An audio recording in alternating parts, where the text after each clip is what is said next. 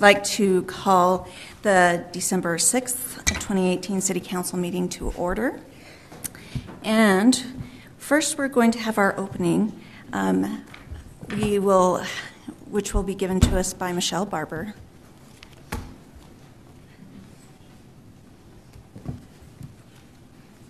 I've actually asked Michael McConkey from the Scout Troop representing to help us with that, if he wants to come up right now. Thank you. Is that the pledge or the prayer? The pledge and prayer.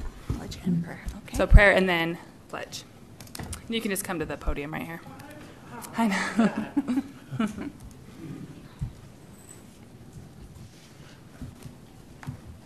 Our dear Heavenly Father, we are grateful that we can be here gathered as a city to voice our opinions and to participate in government. We're grateful for the time that we have to be here in a free country where we can influence government and where we can be properly represented. These things we are thankful for. In the name of Jesus Christ, amen. Amen. All right. Stand up for the pledge. Proper salute, I would assume, for the Scouts. We pledge allegiance to the flag of the United States of America and to the republic for which it stands, one nation, under God, indivisible, with liberty and justice for all. Okay, thank you. Thank you for your help. All right. We have a great program agenda tonight. The first thing that I want to mention is anybody who is here to speak to an action item, if you actually want to speak, there's a sign-up sheet out in the lobby, and you do need to sign up in order to have your chance for 3 minutes. And we are going to do a swearing in of our brand new Kaysville Police Department officer, Rhett Farnell. Rhett, will you come up?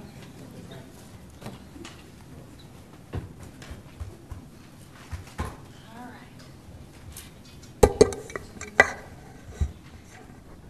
Okay. All right.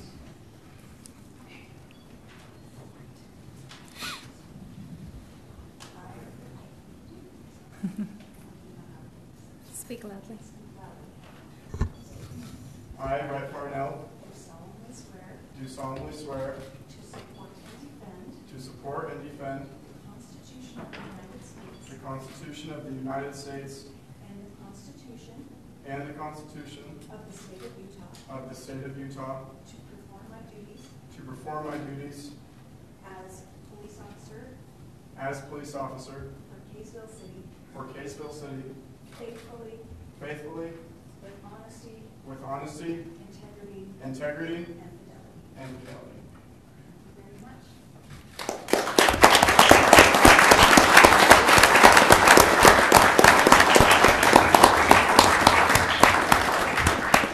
And if we could have his wife, Maddie, come up, she would like to pin his badge on.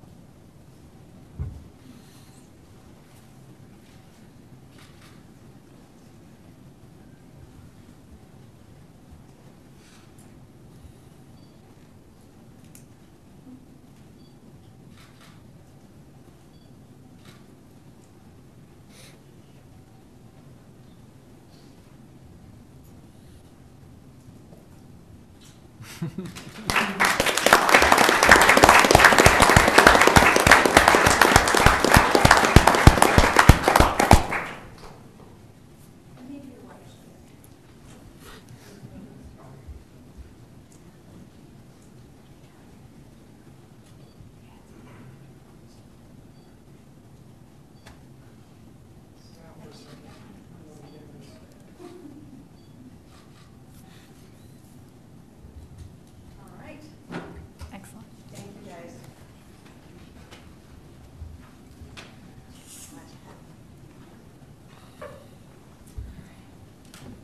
Thank you. All right. Now, before I get too comfortable, we're going to do photo contest winners. Is Mindy here? No? All right. Thanks. Mindy isn't, no. No. Okay, that's fine. It's all you. Thank you so It's all much. me You again. got it. All right. I love these. Okay. I do too. All right. This feels awkward. Do you need help? What do you? Okay. If you'll see, we have the winners.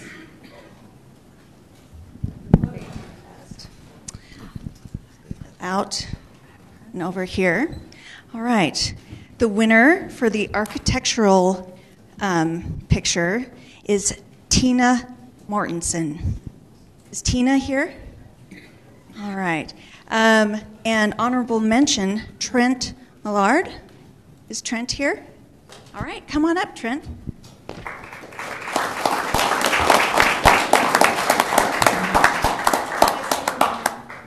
Mallard. Is this Trent's picture? Is this the right one, Trent? Right there? All right, good job. All right, here it is. I love this picture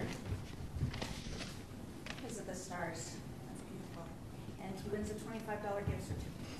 So thank you, Trent. Good job.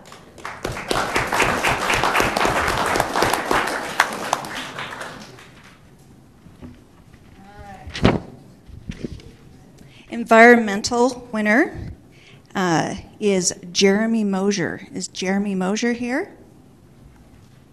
All right, I'll save that. The honorable mention goes to Natalie Clemens. Is Natalie here? Natalie, congratulations.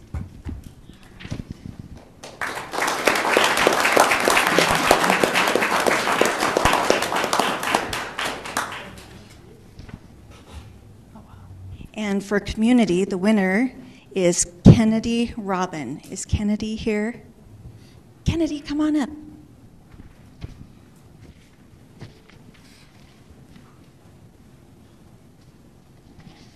I love this picture.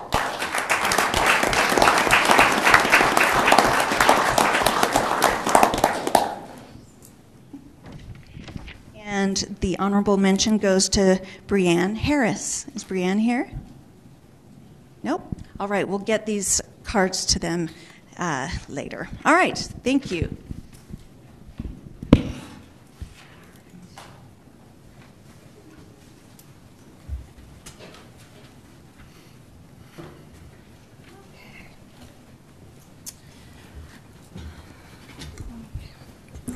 Okay, now we're going to have an update on animal control. Thank you so much. I don't have your name written down. I know your name. Can I approach guys? Yes, please. My name is Red. How you doing? Thank you. Another Rhett.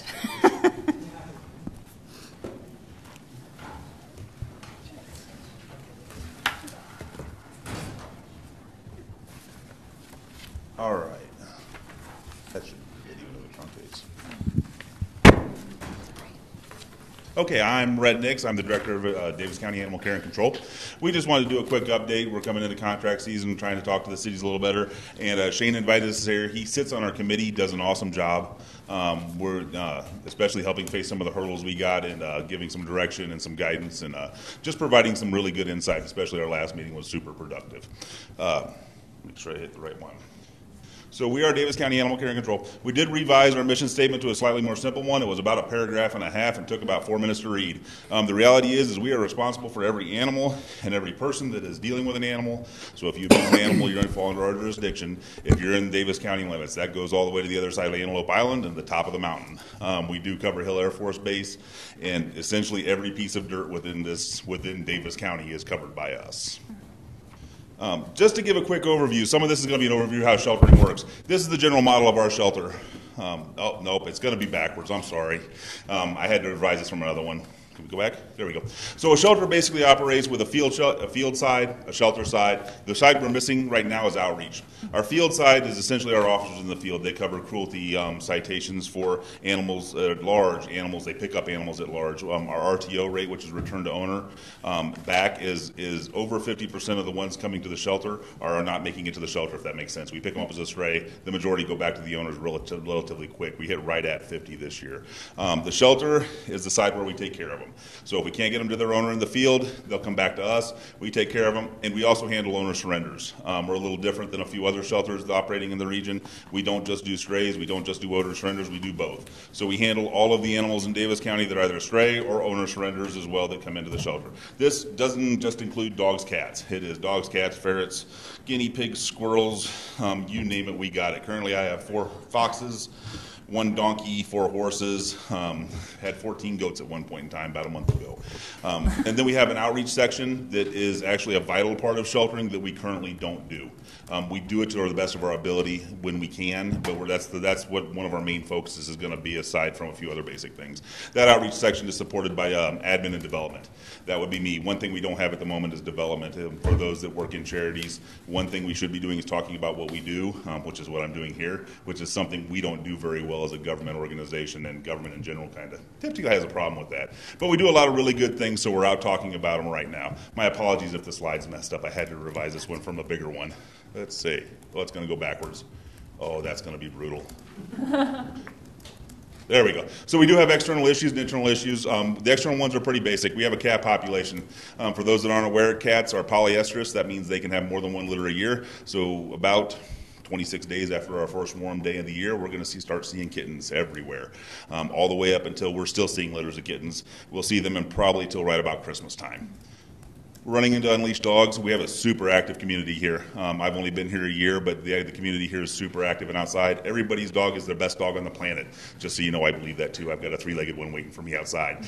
But that doesn't mean every other dog is the other dog likes them. So we have an issue with unleashed dogs, especially on trails in our communities around here, especially in highly densely populated areas where people like to walk, restaurants, things like that. Lack of spay and neuter resources. One thing we're running into is spay or neuter is the one way to reduce our population coming into our shelter. If they're never born, I never have to deal with them. We are running into that. We are addressing that. Actually, I have a vet on staff. Hopefully, starting next year, is something we added in our budget. It was a revenue neutral switch. We were able to take that money out of 2 other line items and move it into a vet under as labor rather than have to increase the costs to you guys. And then low effect, low yield ordinances. We are doing an ordinance review. We do serve 15 separate contracts in Davis County, essentially everybody. And we do have individual organizations and individual municipalities that have their own ordinances. And when you sign on, you agree to adopt Davis County's. However, a lot of times things like pet limits are hidden in zoning ordinances or things like that we help with. And that gets a little difficult for us, as I have 9 officers that are memorizing 15 different sets of code, which can be fun. And then wildlife. Wildlife amazingly takes up a large percentage of our time, and it isn't in our mandate. We deal with raccoons and skunks quite a bit. We're going to be discussing that over the next couple of years. Is freeing up wildlife would actually free up a significant amount of resources. Also remove some of the risks we have dealing with DEA-controlled drugs and substances for euthanasia and sedation that we have to use with wildlife.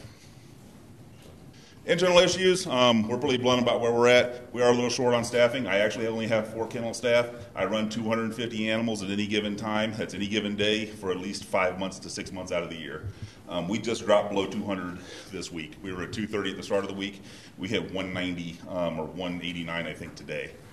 We had a lot that went out to rescue. And I only run 4 people that take care of them. One interesting thing about us is we are a 24/7, 365 operation, so there will be somebody there to clean on Christmas Day. We ask them to stop pooping, and they don't. We still have to sew up and clean. Standard operating procedures, we are working on codifying our internal operating procedures. Funds and associated with life-saving practices, you will notice a shift for us, hopefully in the near future. Again, I mentioned development. We're going to be talking to the community, looking to more grants, things like that. On-site veterinary care, we did get a vet, which is nice. Only part-time, but we will have a vet on staff. And then structure not capable of meeting industry standards. That's the big one. I did put it at the bottom. I've got a building built in 1983. At the moment, I can't meet industry best standards by the American Shelter Veterinary Association. even with I can't do it the way the building is. It's impossible given the structure. We do the best we can, mind you, but we just can't do it. So that's something that we'll be discussing about soon. Things in progress, we are increasing the industrial relationship. We're talking to folks like the Humane Society of Utah, amazing group of people. Other shelters, it's a little weird. I came from St. Louis, had over 250 organizations I dealt with and talked to. Utah is a little segregated, and we don't always talk to each other.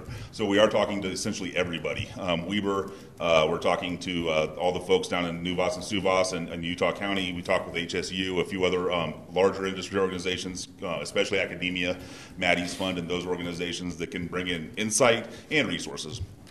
More offensive scheduling. One thing we're increasing this year is we are moving our officers to a 7-day schedule. We are also increasing our hours over the weekdays. We're big enough. We're over 400,000 people. Our service area is to serve you, and I have a really hard time with I found a dog on Saturday. Can you hold him until Monday? Our officers will be working hours Saturday. They will be working Sunday. Sunday will probably only be a single shift. Weekday hours will probably be somewhere in the range of 8 or 7 to roughly 6 or 7. Wintertime's a little rough because everything pretty much dies down because it gets started pretty quick here. We're looking for a true volunteer program. We do have a volunteer program, but it's small. We should be running roughly 200 to 300 volunteers on the books. We've got about 5 to 10. I don't have anybody to run it. That's part of the issue. So we'll be looking to either shift positions around or find somebody to run a volunteer program. Free labor is nice. The nice thing about a volunteer program is it increases my adoptions, and people actually know we exist. A lot of folks don't even know we exist. So if they're out there talking about us, I can talk about how awesome we are all day long, but at the end of the day, I get a paycheck to do that. Somebody who doesn't get a paycheck to do that has a significantly larger impact, or at least it's a little more believable. A development program, I mentioned that before. We're going to be seeking more grants, discussing possibly fundraisers or things like that, whatever we can do within the context of the county or that the clerk auditor will let me do. He chases me around making sure I don't make mistakes or come outside the bounds of government, but we are going to be looking to maybe do some things that are a little different or things we haven't done before. And then use of software. We have some really awesome shelter software. If you look at the very back, there is actually 3 pages that are some graphs. Shane will be receiving that on the 10th, I believe, hopefully starting in January, on the 10th of every month, with the previous month's intakes, the previous month's outcomes that went to your district, as well as the activities that occurred within your city. The discussion and the communication this year was a little rough. My apologies. I've only been here since this January, and had a few things to solve internally, but that was a big one. That'll be automated, so that's basically a zero cost to us, which is nice. If we can automate something like that, send it out straight to Shane. Shane can have an idea of what's getting used, what services we're providing, where we're working well, where we're not working well, what we need to focus on. Our goals, we're looking to increase some revenue sources outside of you guys. That's something that's important. There are grants, there are ability to find things. The private sector is a little different when you deal with government grants, and it's not always understood by governments, but there's plenty of private sector grants, and we're looking to increase operational efficiencies. 7 days a week officers is one of the big starts. We'll also be moving the shelter to 10 to 6. If you're interested, I did provide my organizational structure. Again, you may or may not be interested, but at least you've got that. And then I provided what we're looking for is a forward organizational structure in the next 3 to 4 years. By 2023, I think, is the longest one out.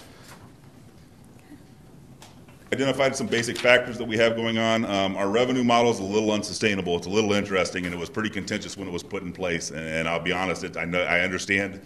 As somebody who's negotiated contracts, if I was on the city side, I probably would have been much more contentious than the cities were, to be quite honest. We're looking at every avenue, everything from certified rates across county to districts. We are looking at everything possible. We've got a contract that's up in 3 years. The 3rd year starts next year. We're in our 2nd year right now. So we're putting everything on the table. We're talking to Shane, and I forgot his name now. Brandon, thank you, from Fruit Heights, and looking for suggestions, ways we can change things, coming up with something new, fresh, maybe not try to cram a square peg in a round hole like we did with the old model and do it that way. We have an antiquated facility. I mentioned that. Everybody's invited. We did hold an open house. We'll hold another one. We're actually going to hold a COG meeting up there, so everybody will be invited to come through that. We do the best we can, but it's a little rough sometimes. understaffed. I mentioned that. Community involvement's the big one for me. We're not out in the community. Nobody knows I exist. I move most of my animals through rescue, which is great. I'm getting them out of the building. They're getting homes. But we're putting a lot of resources and time and energy into animals, and we're not actually seeing the benefit of getting them to a home or generating that group of people that have adopted from us throughout the ages. For instance, I used to work at an organization called the APA. We had up to third generation people coming back to us to get their dog. My granddad got my dog there. That's something we have to start building today. Hopefully 3 generations from now we can actually have people come get their dog for their 3rd generation. Oh, yeah, we got to do something. That's my goat. And then at the very back, this is a little convoluted, and I know it's in there. This was this was born, this set of dates is kind of a moving forward, was born out of a discussion between my commissioner, for those that don't know, my boss is Commissioner Elliott, and Curtis, the clerk auditor. So we took a meeting. We've had several. We were kind of looking at a series of steps on which direction we were going if we were going to do a new building. That was a series of steps not set in stone. It was just a rough outline of which direction we were heading, so at least we had a point to start. And that should be all I have. At the very top, you have a little card that outlines my 2019 budget. That is what directly went to the commission along with this, a much longer version of this, as well as the presentation and what we hope to email to you guys on the 10th of every month. All Any right. questions? Red, that is great. This is more information than I ever thought. That's what I figured. Yeah. I just wanted to hit the high wonderful. stuff, just so you know. So, I mean, basically, where we're at is we're seeing roughly 250 animals at any given time throughout the busy season. We're dealing with a fairly antiquated building. Our field staff is where by January our field staff will be in pretty good shape. That section of my department will be awesome. The kennel and the actual internal operation of the shelter is where we're going to be focusing at for next year. Okay, questions from council? Any questions? No. No? So, All right. do you have any idea budget-wise? Sorry, thank you. Do you have any idea budget-wise what you'll be looking at? I mean, I see the request, but do you have any idea? No, I'm looking, my apologies, our budget hearing was supposed to happen on the 4th, and I believe it's finalized, and I'm looking at roughly between 5% and 6%, I believe. However, I couldn't confirm that as an increase. I talked to Curtis. He's been swamped. Apparently this election was a presidential election on an off year is what it turned out to be. And Heidi, I've got an ask into him. I'll know for sure on the 11th when we have our open hearing. So December, for those who don't know, December 11th at 6 p.m. in the commission chambers are our open hearing for our budget. Okay. Thank you. Awesome. Thank you very much. Thank you. You all have a good evening. All Yes, right. thank you. You as well. All right. Before we get too much further, if anybody is here to speak to our action items, so that would be solar net metering agreement, contract with MHTN. I think there's a rezone request here. If you are here for any of those items and want to speak to that, you will have to have signed up on this sheet. Is anybody here to speak to an item that has not signed up on this sheet? Okay, thank you. All right. All right, we'll go to declarations of conflicts of interest. Does anybody have a declaration at this time? No. No? All right, we'll move on. I'll entertain a motion for the consent items. I'll move that we approve consent item A, minutes from November 15, 2018, and consent item B, resolution adopting interlocal agreement to allow an area east of Highway 89 to connect North Davis Sewer. I'll second. All right, it's been moved by Councilmember DeCare and seconded by Councilmember Garn. Any comments? Okay, let's vote. Councilmember Page. Aye. Aye. Aye. Aye. Motion passes 4-0. Thank you. Okay, we're moving on to our action items. A is our solar net metering residential policy agreement proposed change. Shane? Thanks, Mayor. It feels like we do this a lot, and I apologize about that. I told Bruce no more solar net metering proposed changes, even though they all seem to be relatively small. And if you looked at this one, I hope it was somewhat clear that if you remember, we had a little discussion about the way that we were billing, and that I think instead, in a nutshell, instead of taking what they produce and subtracting that from what they overproduce, we were just saying we'll charge you for what you use, and then we'll credit you for what you give back. So I think we've simplified that. This is more or less how we're operating today, and so it's just kind of some cleanup language for that agreement. So again, hopefully we've got this where we want it. And this is just affecting those, I think he said 15 or so customers that have come on to our system since January 1st. Okay, thank you. Now, usually if somebody wanted to speak to this item, we'd have a public hearing at this point. Nobody has signed up, so we'll go to questions from council. Any questions from council? No. Seeing none, I will entertain a motion at this time. I like the changes, so I'll move to adopt the changes to the solar net metering residential policy agreement. I'll second. Okay, it's been moved by Councilmember Garn and seconded by Councilmember Barber. Any comments? No. Councilmember Garn. Aye. Aye. Aye. Aye. Okay, motion passes 4-0. Okay, contract with MHTN Architects. As we've discussed the last couple of weeks, we are hoping to enter into an agreement with MHTN to start discussing some spatial needs in the city. I hope you had a chance to review the contract a little bit. The most important thing, I think, is that Mr. Mills reviewed it and has said it's something that we could adopt tonight as presented. The MHTN would like to have a kickoff meeting next Wednesday with we're going to do a social media blitz and invite as many people as we can to get out here and talk about some of our spatial needs, and I think that'll be a good place to start. But, of course, they'd like to be paid for it eventually. So that's what we're here looking for tonight, and we're willing to answer any questions you have. Okay, thank you. I don't have anybody signed up to speak to this item, so we'll go to council questions. Any questions about this contract? No. Okay. Seeing none, I'll entertain a motion at this time.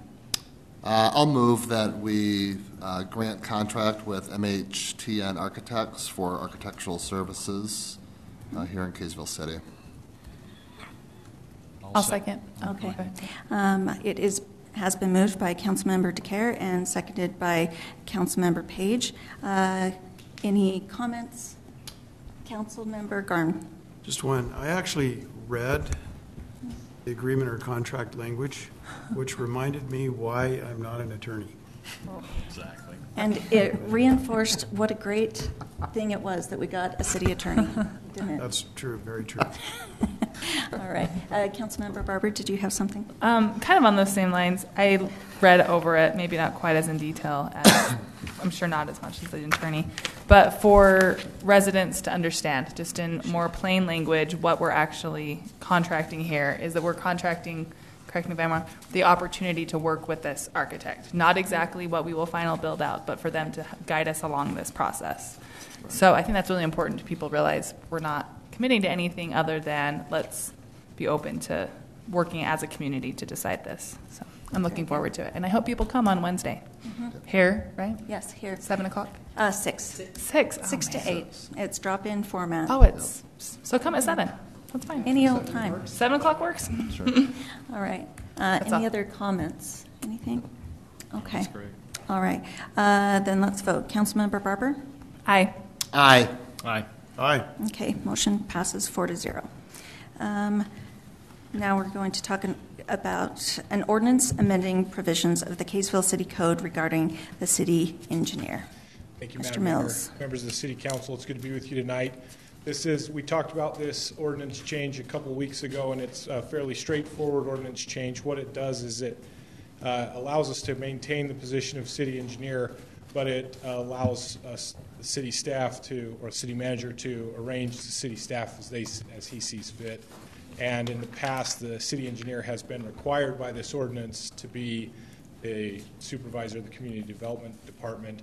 This would allow the city engineer, if the city manager wanted to continue that, but it would also allow someone else to serve as supervisor of the community development department.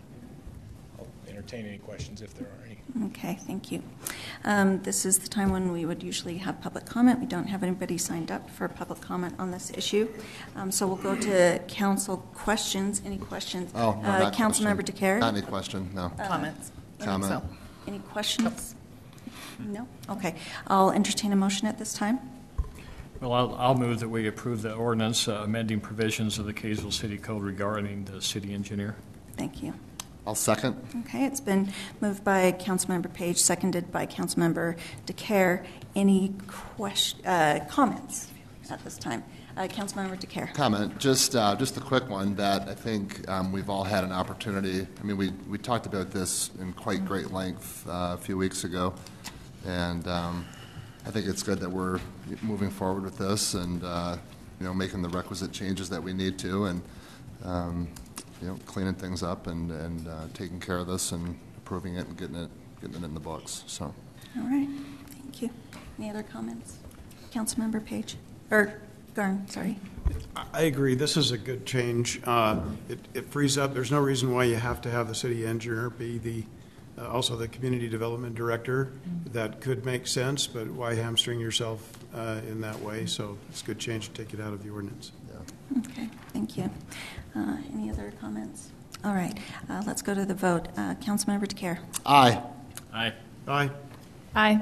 Okay, motion passes 4-0. Next is appointment of Lyle Gibson as Community Development Director. Shane? Mayor, City Council, now that ordinance is passed, I would very excitingly introduce, or at least for your consideration, present Lyle Gibson to be our Community Development Director. Of course, he's here if you want to grill him and ask him any questions as well, but just want to say how excited I am for Lyle to serve in that position.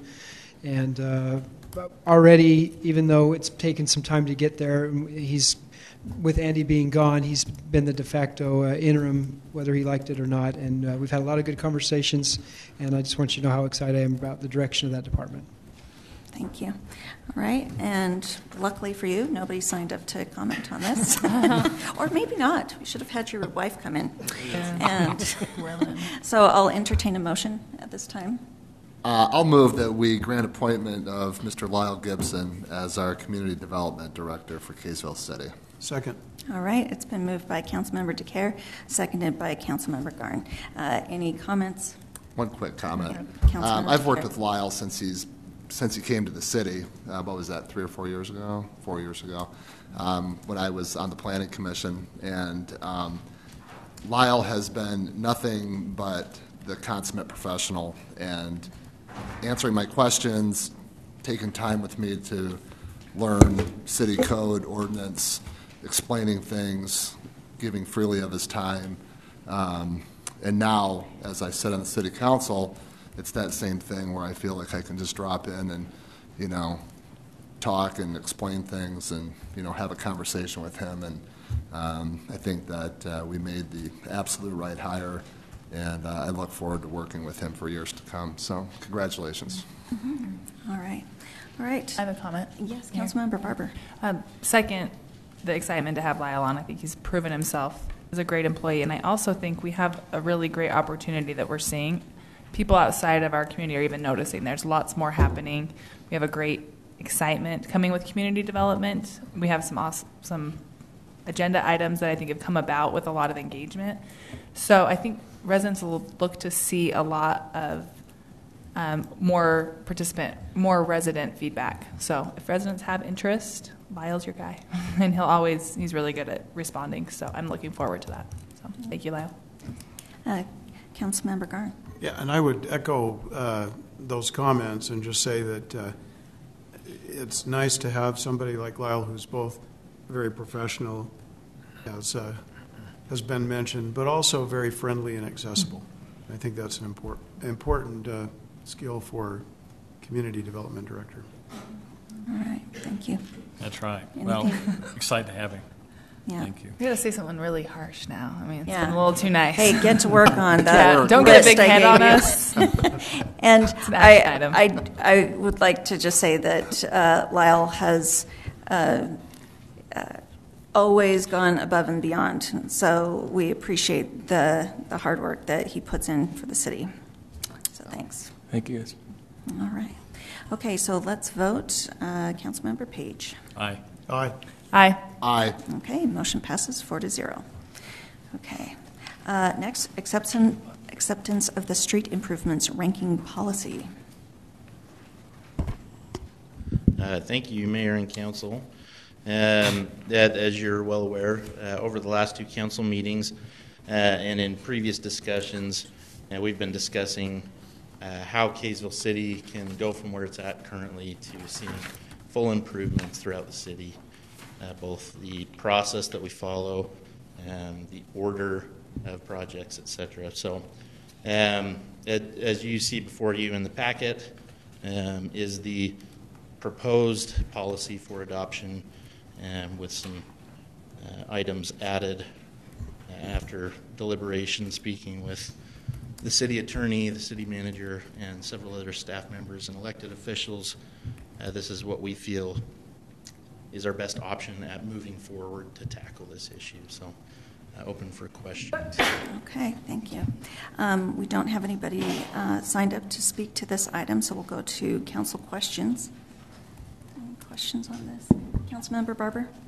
This is going to be a very broad question, but obviously this is a pretty long proposal, and we've gone over it quite a bit, but do we feel like you can just summarize the differences that a resident could, if they came in and asked you, what changed, what can I expect? Can you summarize that? Yeah. I could take a stab, but you do better. Yeah, sorry.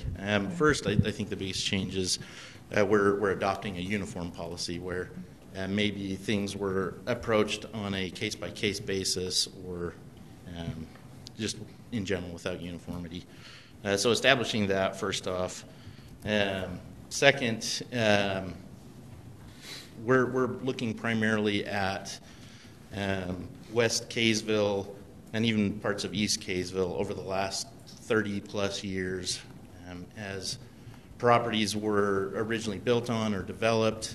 Individuals who were required at the time of building or development to install these improvements deferred that at the time, requesting the city council to allow them to sign an agreement, enter into that agreement with the city, basically saying, I don't want to do that now. I'd like to enjoy kind of a rural feel or setting, and at a time when the city deems necessary, those improvements will be installed. That's no longer a direction that we necessarily want to move in. We'd like to start, as this community has grown massively, that rural feeling has been good, but there's also major concerns with safety. So those agreements are probably the primary focus. Is there an agreement or is there not an agreement?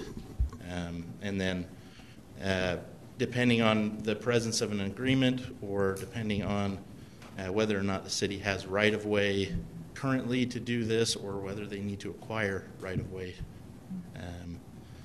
The hope with this is it's a partnership with the city and the residents regardless of what scenario. The city is bearing costs of design. The city is bearing costs of contractor selection and mobilization and some of the demolition that comes with projects. There's quite a few things that I can list that the city is saying, hey, you know what, let us work with you, but we also want to be fair and hold to these agreements. So that's kind of a broad answer. Yes. To it. I appreciate it.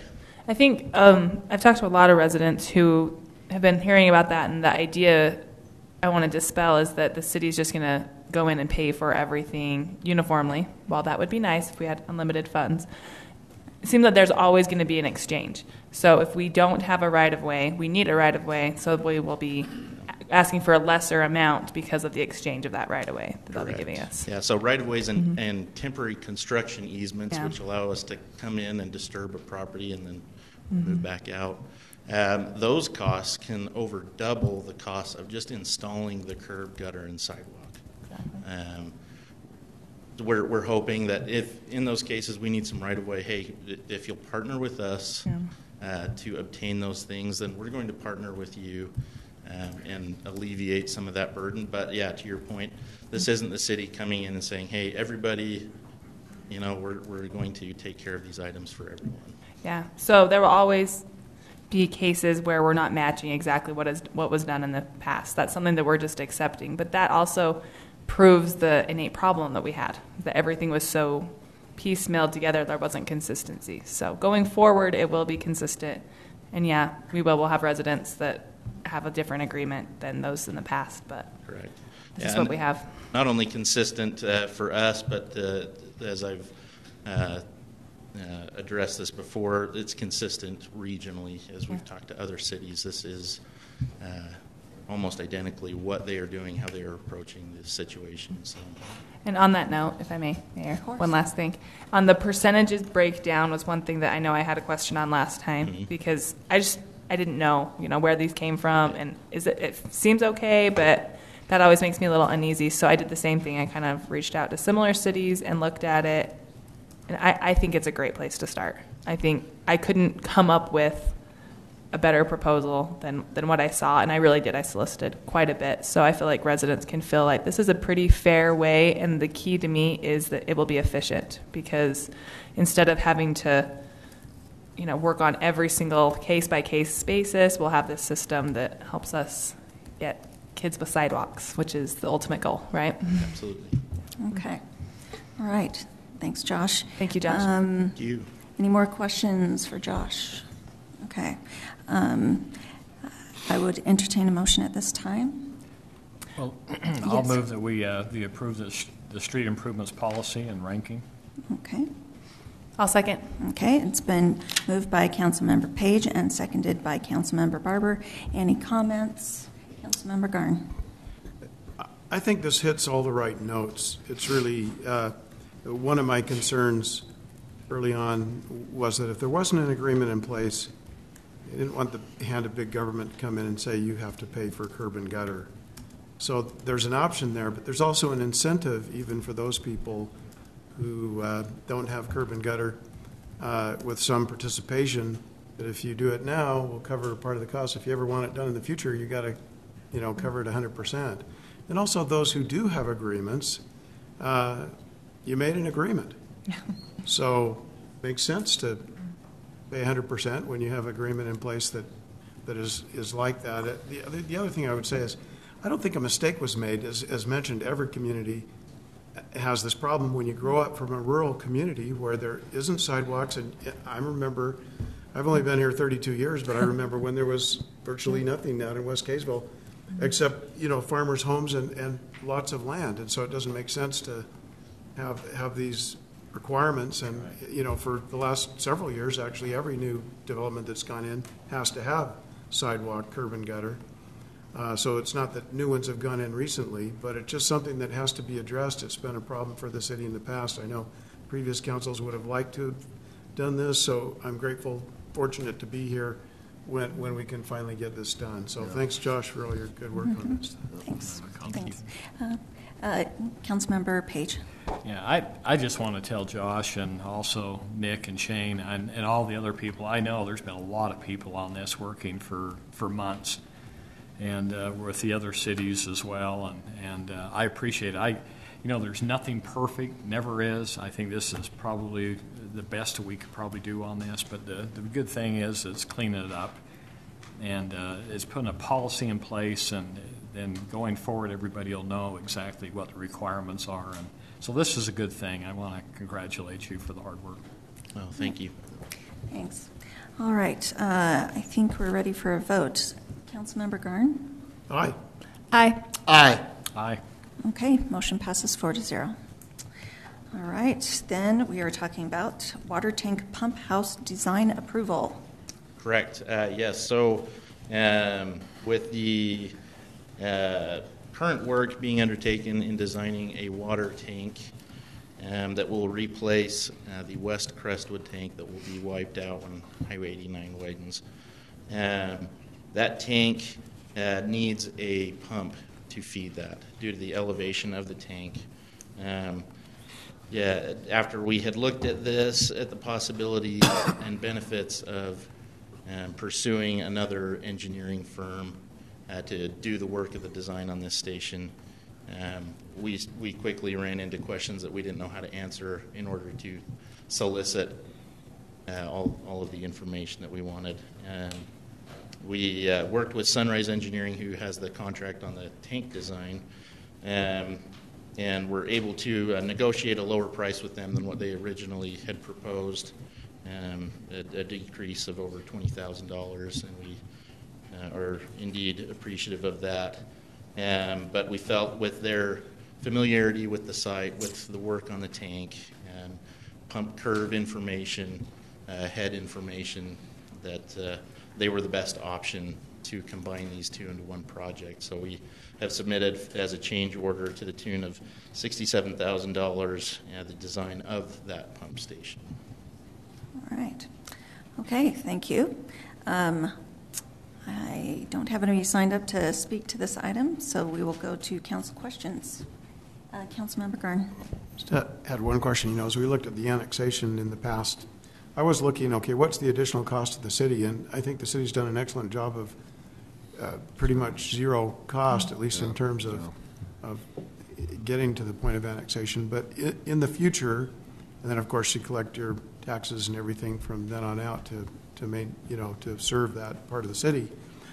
But when it comes to the pump, obviously pumps, anything mechanical moving wears out. When that wears out, needs maintenance or needs to be replaced, then the city will pay for that at that time? Or? Correct. And under my current understanding, a pump, as this would have multiples, and have about a 15 to 20 year lifespan with some preventative maintenance in between. Yeah, we would undertake this as our facility after construction and operate it and maintain it as our facility. Thank you. Okay, thanks. Any other questions? Thank you. Two questions, actually. Number one, do we have an agreement in place? I was looking for it with UDOT showing that we will be paid for this amount of money? Yes. So we've been told by UDOT that we'll be reimbursed, and we don't know what that exact amount is. So the amount may cover all of the costs associated with the design and construction of the tank and pump house, but in the instance where that isn't the case, costs above and beyond that reimbursement amount would be coming from the developer. So do we have a contract that says like up to a certain point? I mean, if the cost of, if UDOT only comes back with a small fraction, the developer's willing to pay for the entire part? Yeah, so it's kind of ambiguous. Yeah, sorry. So as I spoke with Lyle, and this agreement was the product of many months of work with city staff, but there isn't what you'd call a cap or a max on that developer contribution. Okay. We're anticipating that being low, if at all. But again, we don't know what UDOT will come back with as their reimbursement number. Okay. Any other questions? Okay, I'll entertain a motion at this time. I'll move that we grant approval of the water tank and pump house design in the newly annexed area of Kaysville, east of Highway 89. I'll second. Okay, it's been moved by Councilmember DeCare, seconded by Councilmember Barber. Any comments?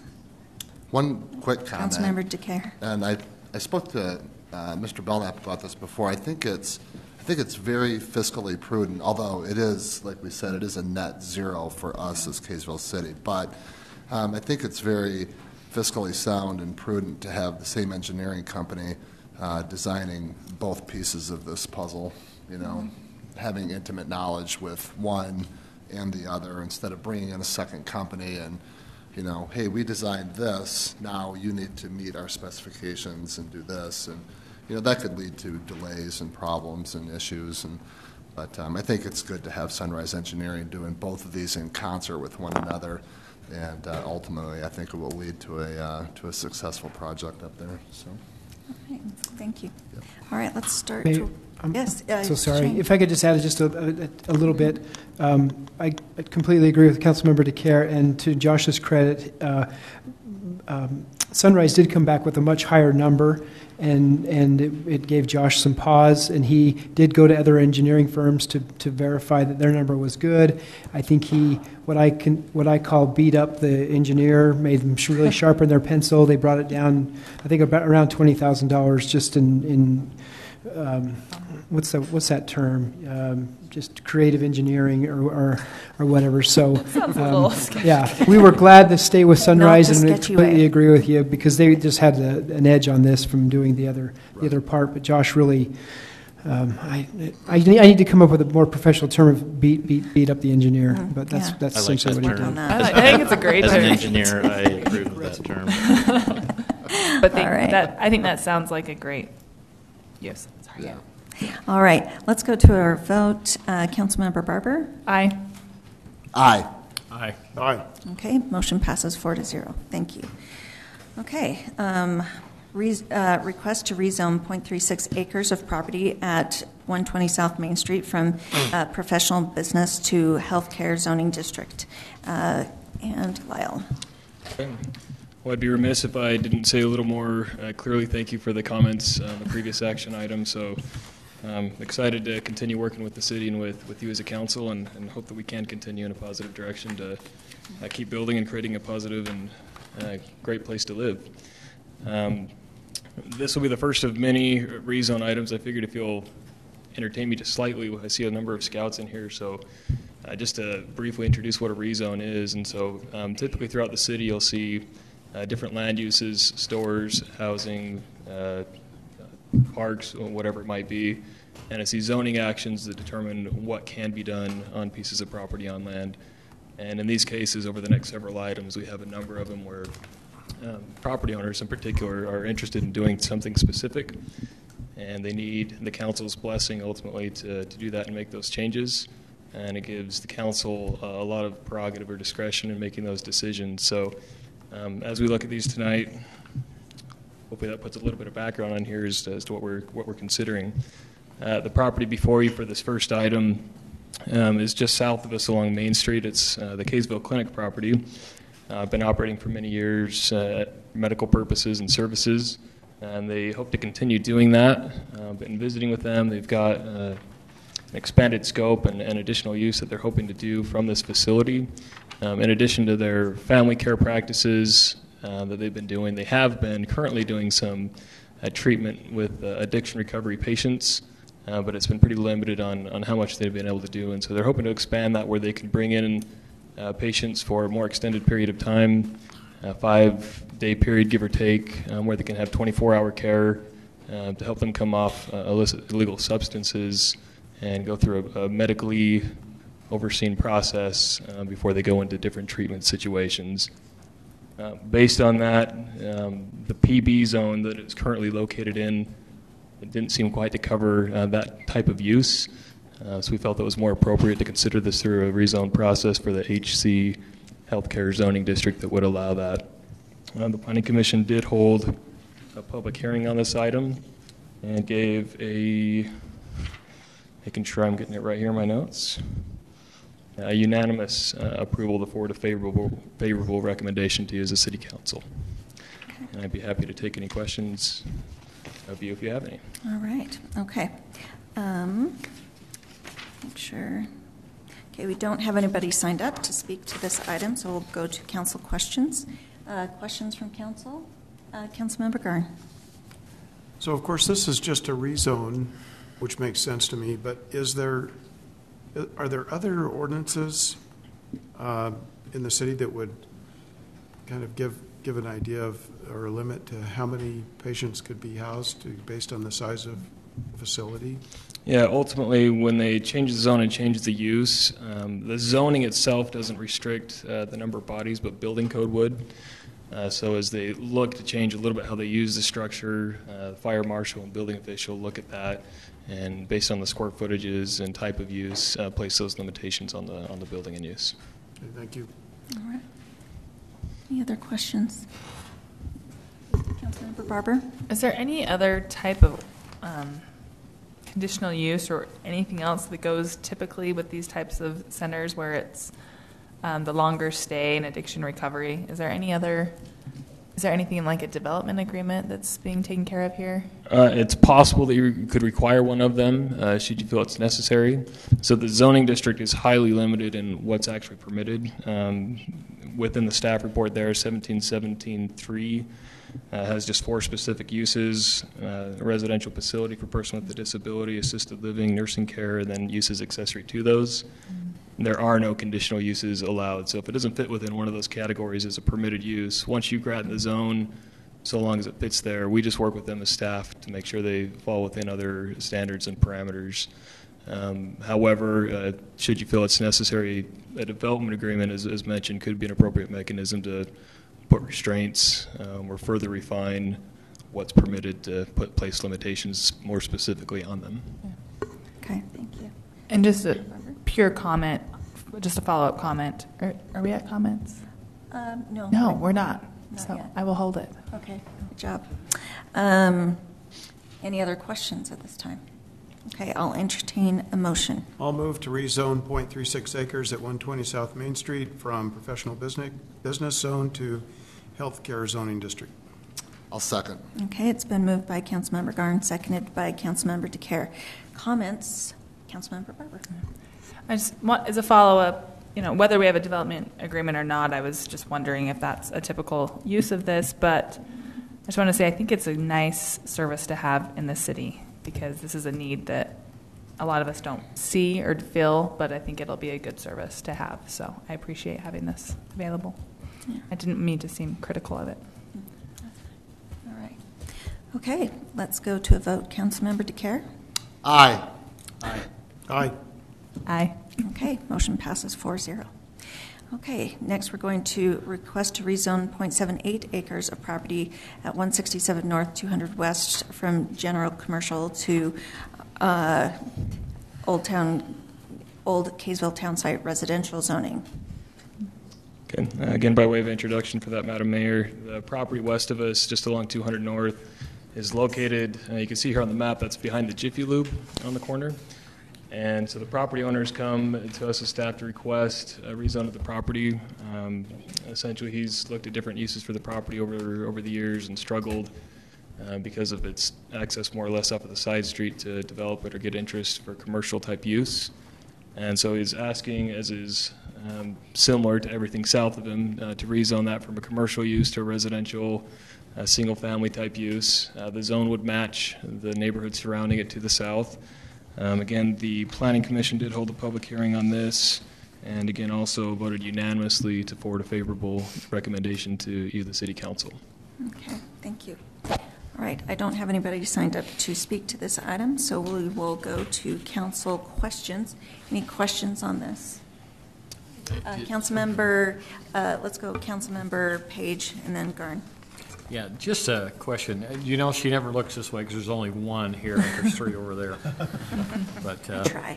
Hey, basically, the owner of this property could really do anything he wants under a general commercial zoning that he can on the township zoning. Isn't that true? They're similar. So one of the distinct differences and the reason for the request, general commercial does not allow dwellings. So the reason that a house is there now is it's essentially grandfathered in. It exists legally as a non-conforming use. So the way our ordinances are set up is if the council or somebody rezones a property, what's exists today can continue, but if and when they choose to change those uses, they need to come in conformance with the new zone, and that would be to eliminate essentially the uses we didn't desire and move towards the direction that was planned for and we were heading. So the house that's there is fine, but any additions to it, major renovations, expansion of the use would not be permitted. It's essentially stuck as is if it's going to be continued to be used as a residence. And so for that expanded capacity as a residential dwelling, a zone change is the request. Okay. Okay, Councilmember. Answered my question. Okay, wonderful. Okay, any other questions? Okay, I'll entertain a motion at this time. I'll move that we grant approval to request rezone of .78 acres at property 167 North, 200 West from GC General Commercial to RT, Old Kaysville Town Site Residential Zoning District for Mr. James Pearson. Yeah, I'll second. Okay, it's been moved by Councilmember DeCare and seconded by Councilmember Page. Any comments at this time? Seeing none, we'll go to a vote. Councilmember Page. Aye. Aye. Aye. Aye. Okay, motion passes 4-0. Okay, request to rezone 58.6 acres of property at 2300 West Schick Lane, or 200 North, from residential agricultural to R1LD, single-family low density, R18, single-family residential, and general commercial zoning districts. All right, so this item, we've gone small to very large scale, roughly 60 acres, 58.6 on the far west side of town, Schick Lane, which is 200 north. Perry Homes owns all the property that you can see here highlighted in yellow. They have had it for some time. The existing zoning on the property, the RA, it's a residential agricultural zoning district, is essentially it's half-acre lot type zoning, single family. Much of the property surrounding it is that RA zoning designation. However, much of it's been developed under PRUDs, cluster-type subdivisions, so you get quite a variety of different homes and lot sizes, even throughout those existing neighborhoods. The request from the developer has three distinct zoning designations that they're looking for. The first, which is the largest of the zones, is the R1LD. That's the low-density district. Very similar to the RA that's currently on the site, but instead of a half-acre lot requirement, it's 2 units per acre, and so it allows the developer to be a little bit more flexible on the lot sizes that they ultimately implement, so long as there are no more than 2 homes per every acre of development. Lots can be as small as 12,000 square feet in size. Rough example, you may have a 1/3 acre lot and a 2/3 acre lot over the course of an acre, and so they vary throughout the development.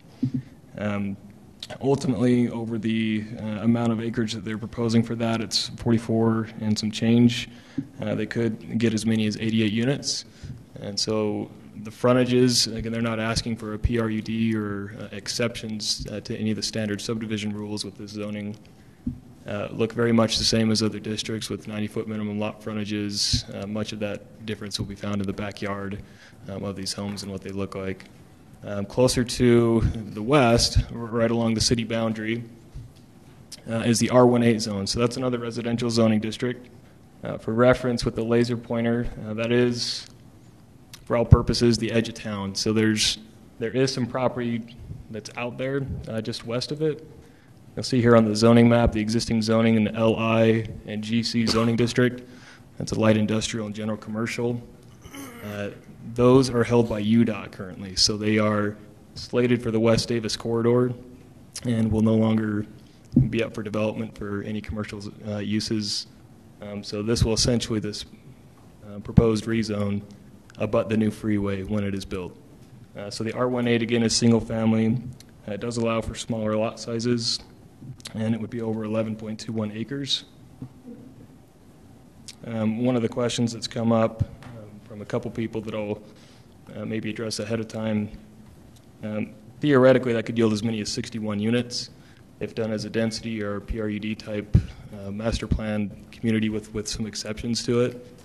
But again, that's not being asked for, so you'll look at the concept in a minute that I'll show you, but essentially because of the frontage requirements per lot, that would be extremely difficult to yield any more than the concept showing without, again, getting different exceptions or something from the City Council.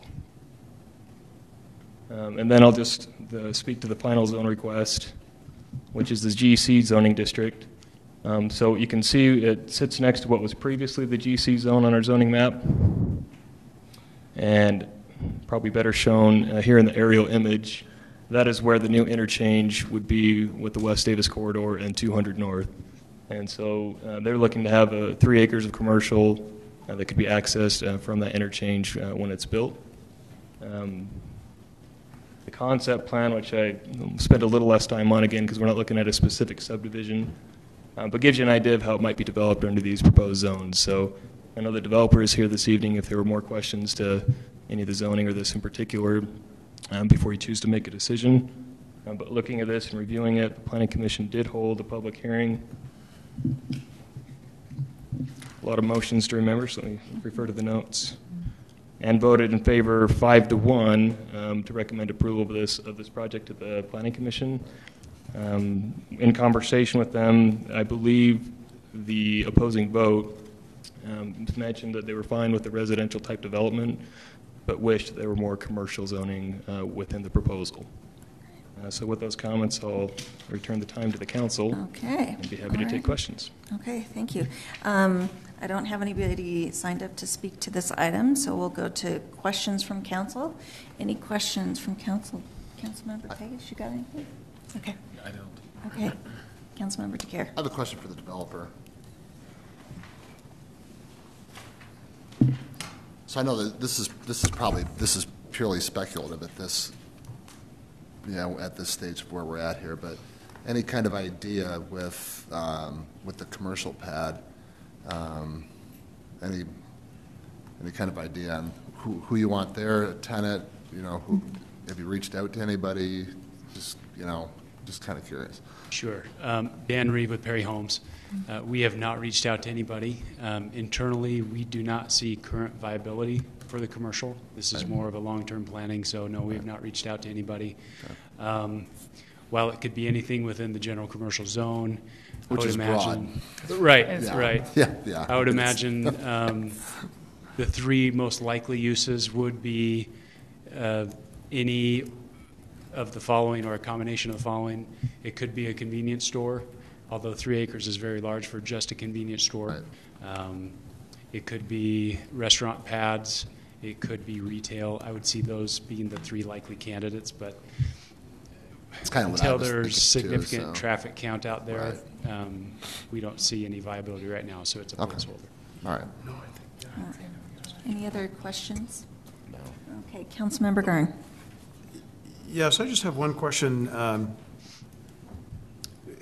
It's mentioned in the write-up here, executive summary, that the applicant, if the zoning stayed, if it all stayed as current, which is, I think, R120, it would be 100. You could build up to possibly 122 homes at a density of 2 units per acre. Then it mentions that the developer intends to have about the same number of homes even after the rezone.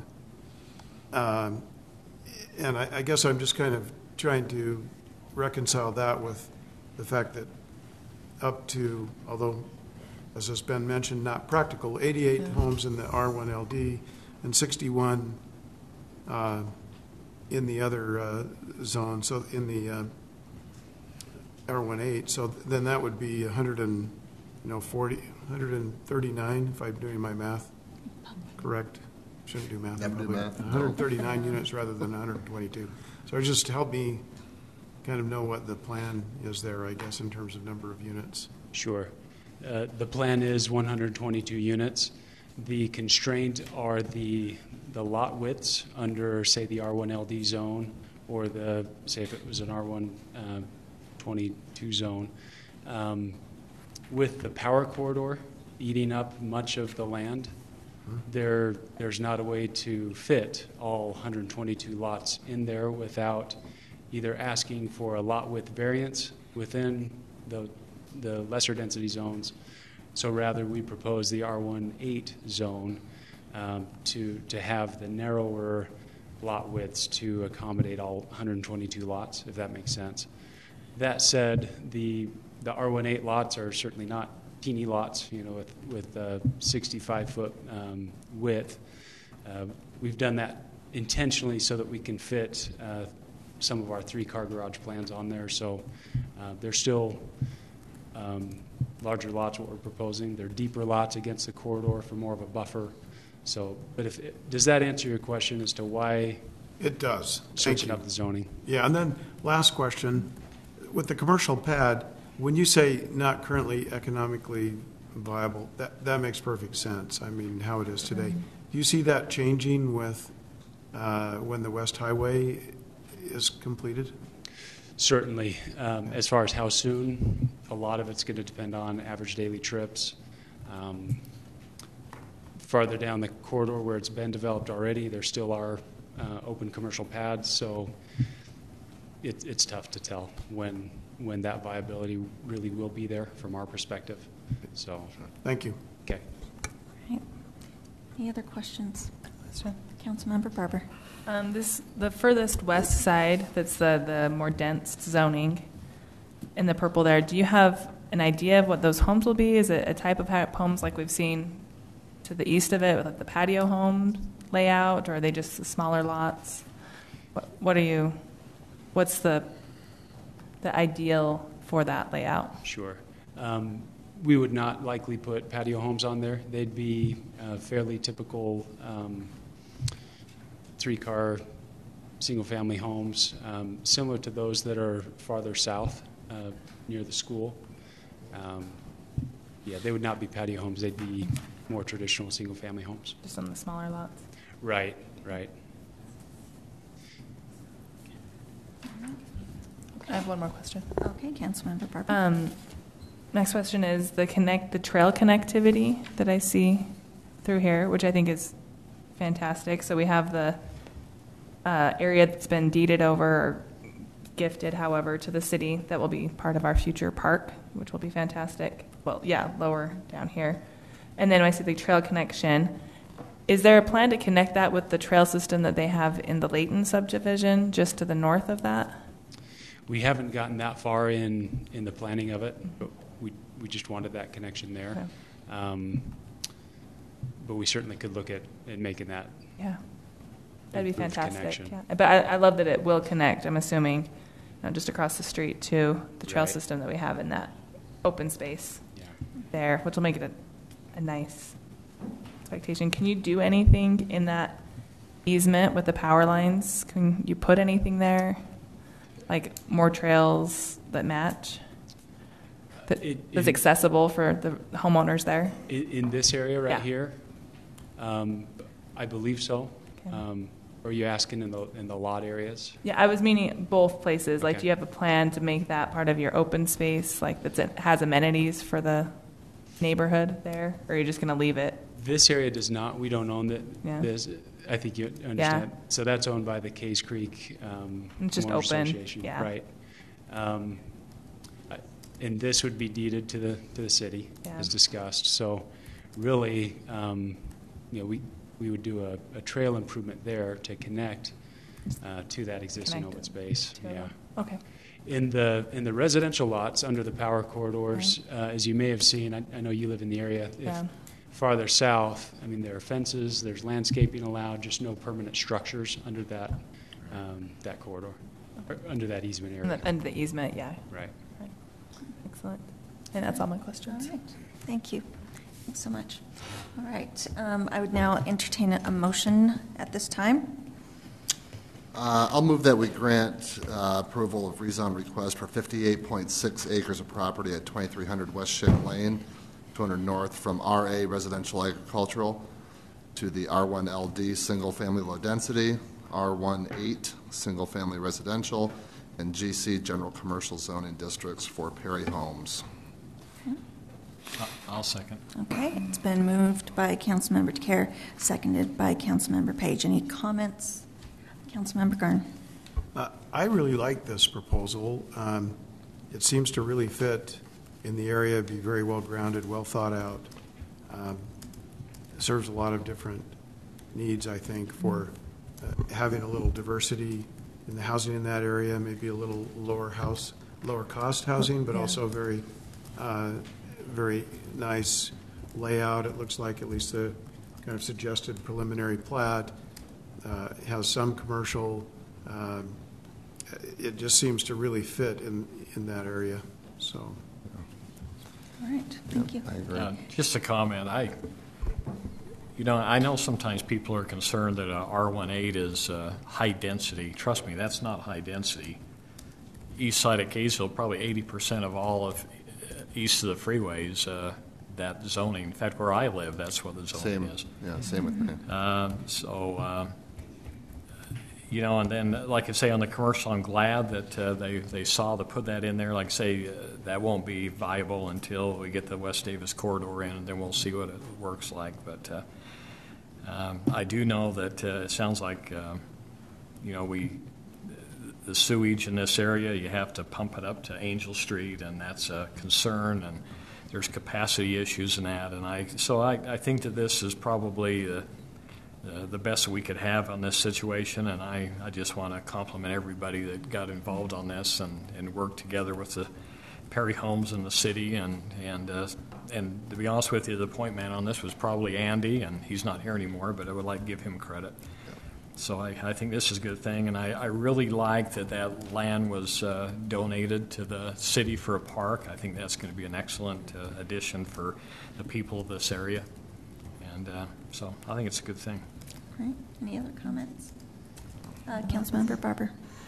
When I listened to Planning Commission and that dissenting vote that you referred to about wanting more commercial, I had the thought of I'd probably second that. I think we all would. That's what we like. But I just want to make a note that I appreciate Perry Homes offering this up, especially because it was already, a residential zone that they were planning on. So I don't think it's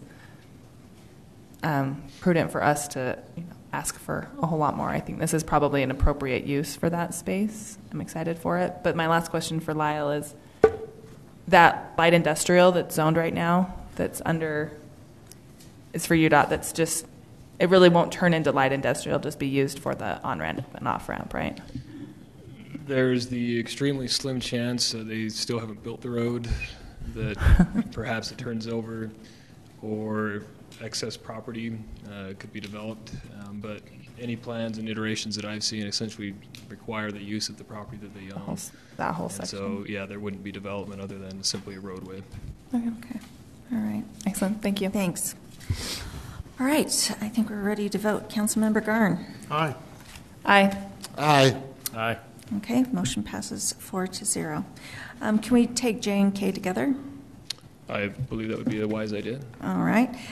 Request to rezone 0.96 acres of property at 233 South, 400 East to include the planned residential unit development overlay zone. And K is preliminary plat approval for the Prigmore Flag Lots subdivision at 233 South, 400 East. Okay. Thank you, Mayor, for introducing those. And read my mind. I think as it's the same property, one leads to another, it's appropriate to explain them together. Hopefully I'll get clarity on the distinctions between the two motions that we'll be looking for. So the property just off of 4th East, as you can see on the map in your packet here on the screen, is in the middle of the block on the east side of the street, just north of some of Davis High School's facilities. So backs up into that. It's one of the, anyway, the property owners come to the city looking to request the zone and the subdivision in order to put 2 more homes potentially on the property. So the existing home that fronts 400 North as proposed would stay, and then the idea for the proposed plat would be to put 2 more single-family homes behind it, accessed by means of a shared drive on a flag lot configuration. So the zoning, underlying zoning of the RD, Residential Diverse District, would remain the same. But to question 1 before the council, the PRUD overlay zone is required in order to permit flag lots. So it is an overlay zone. It is therefore a zoning action and up to your discretion on whether or not you think that's appropriate for the area. You get broad discretion on whether you think it fits our general plan needs and the specific location. So to that, the Planning Commission, as they held the public hearing and gave their vote, voted unanimously to recommend approval of the PRUD overlay. And again, that's simply the mechanism that allows flag lots. Should you feel that's appropriate, the plat itself is more administrative. We have within our ordinances specific standards under the PRUD zone as to what is required of a flag lot. Should it meet those, again, per our review as staff, building department, fire department, and so forth, I believe it's appropriate to put them in. Again, should it be desirable with the zoning. What this shows is a configuration that meets those requirements. The lot itself is 152 feet wide as proposed. I can't zoom in. It's required that, call it a double flag lot. There'd be 36 feet of access available where that shared 20-foot drive can access the 2 rear lots on the property. Based on the amount of frontage they have, they've been able to keep their 8,000 square foot lot, more than the 65 feet required frontage for the existing home, and still have enough acreage and square footage for the lots behind it. So you have 3 lots, one at just over 12,000 square feet, almost 13,000, and another just under 12,000 at 11,800. A distinction I did make for the Planning Commission on one of the questions they asked is we require that the flag lot owners actually own property out to the street. And so that square footage and these total lot sizes is part of this, called the flag stem, driveway into their property. And so the applicant has shown on their revision some distinction in the actual, called the buildable area, the area where the house would sit if you took off the driveway. So your lots are a little bit smaller at about 12,400, and just realizing I gave you some wrong numbers on the previous, and 9,000 square feet. So again, you see the total for lot 1 is 12,900. That includes the drive. The home buildable area is about 9,000 square feet. Lot 2 is a total of 16,000, including its portion of the drive, with the buildable area on the rear end of about 12,000 square feet. So again, that would be the second motion that you're considering. The vote from the Planning Commission recommendation after their hearing was 5-1 to approve the preliminary plat. Reasons stated, I don't believe were specific as to why the dissenting vote, but in either case, a recommendation for approval on each as proposed. If there are any questions, again, I'd be happy to field those from the council. Okay. All right. Now it is time to go to our public hearing, and I do have people signed up for that. Okay. First, we'll have LeVar Thompson, followed by Josh Callister. And just so you know, you have 3 minutes, and I'm very strict about my 3-minute policy. Well, I don't want to take a lot of time. Okay. Yeah, right here. We own the property here and here, so we are on 2 sides. That lot has high schools, junior high, DATC, the adult or the young parents school. That's on the right in the corner. The high school on this side, DATC, we have tremendous traffic problems there. We cannot get out of our driveways a lot of the days, especially during the morning, the afternoon, or if there's football games or activities at the school. We have a terrible problem. The people that own this property have appeared before the City Council several times with complaints about the parking problems here. We don't think this is a good location for a flag lot. And this has been discussed very heavily by the neighbors throughout the area. There's ongoing parking problems day and night. There is not enough off-street parking for these new properties, so that's going to create more problem. The homes don't fit in the neighborhood. Most of the homes in the area here were built in the late 1940s, early 1950s. They're not big homes, and they're talking about building big homes in this area. The ongoing traffic problems and so forth are going to create an ongoing problem.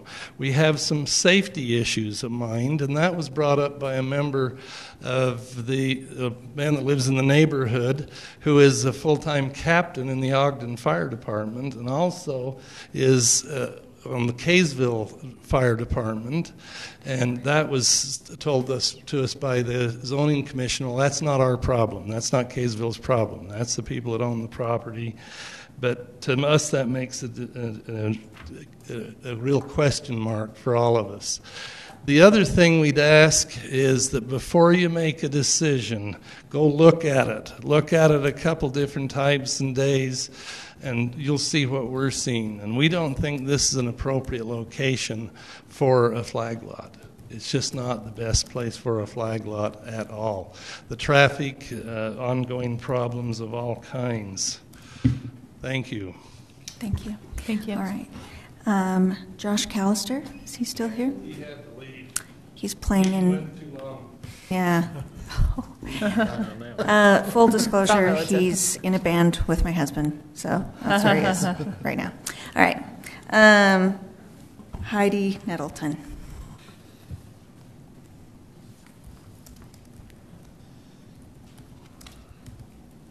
So I'm actually the applicant.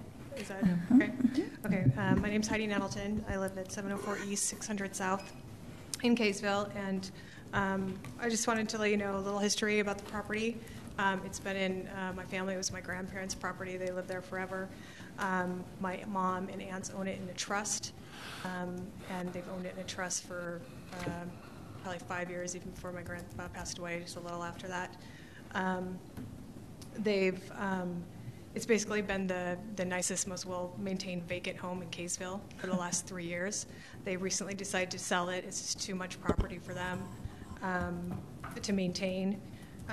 It's currently in the RD zone, which has several different types of homes in the area, multifamily. I know that flag lots aren't always popular in the neighborhood, but there are quite a few in that neighborhood, being it's the RD zone.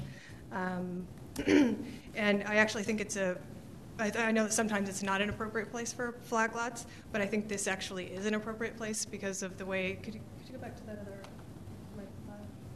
microphone?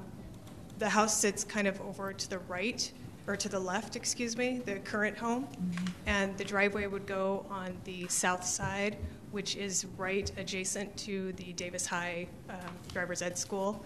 So the houses would sit backyard to backyard, the two lots, which is how most everybody's neighborhood and houses is. So in that way, I think it's very appropriate.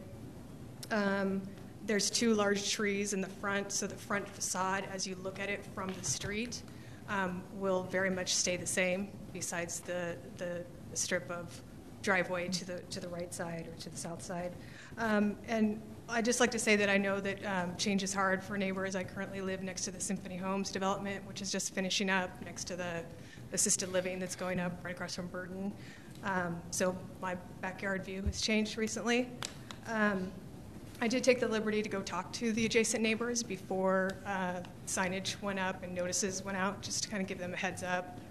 I know I probably wasn't the most popular person that night, but I felt like that was something I needed to do. The lots, like Lyle said, are slightly larger to make the requirement for the flag lots, but they're not large enough that they don't fit in with the neighborhood, I don't believe. And then lastly, I believe that the rezone to allow the two lots will fit in nicely with the area and allow two nice residential homes there. Do you guys have any questions? We might have questions for you in a minute. Okay. Yeah. All right. Thank you. Thank you. Tyler Higley.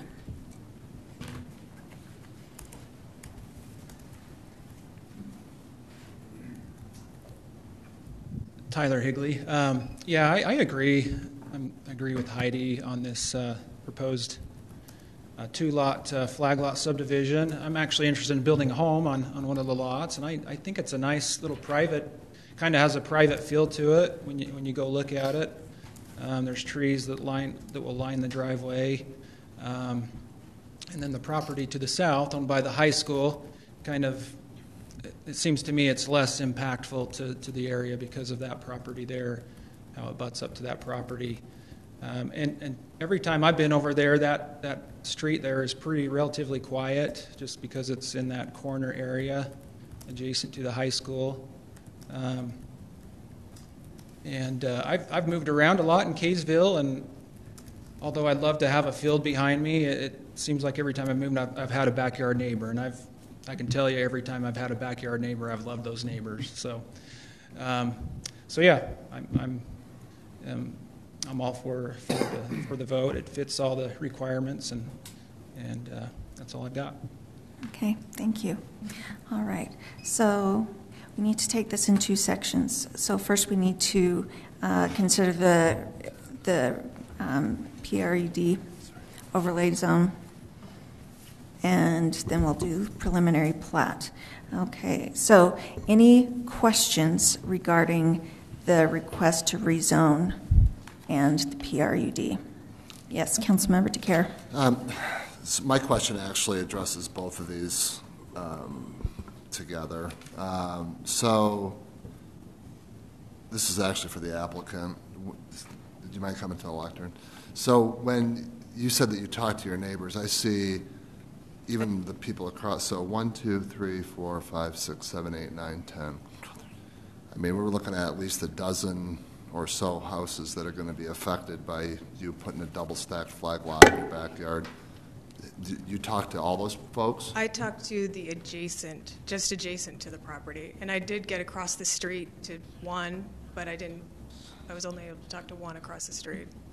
At So the corner, So you talked to all your neighbors that line 200 South and so I talked 500 to, if you can look at the, I have a list of their names, actually. I talked to them, I believe, and then Mr. Thompson, who spoke. I believe he lives like there. And then spoke with them. So I spoke with the people who are adjacent here, like that. Okay.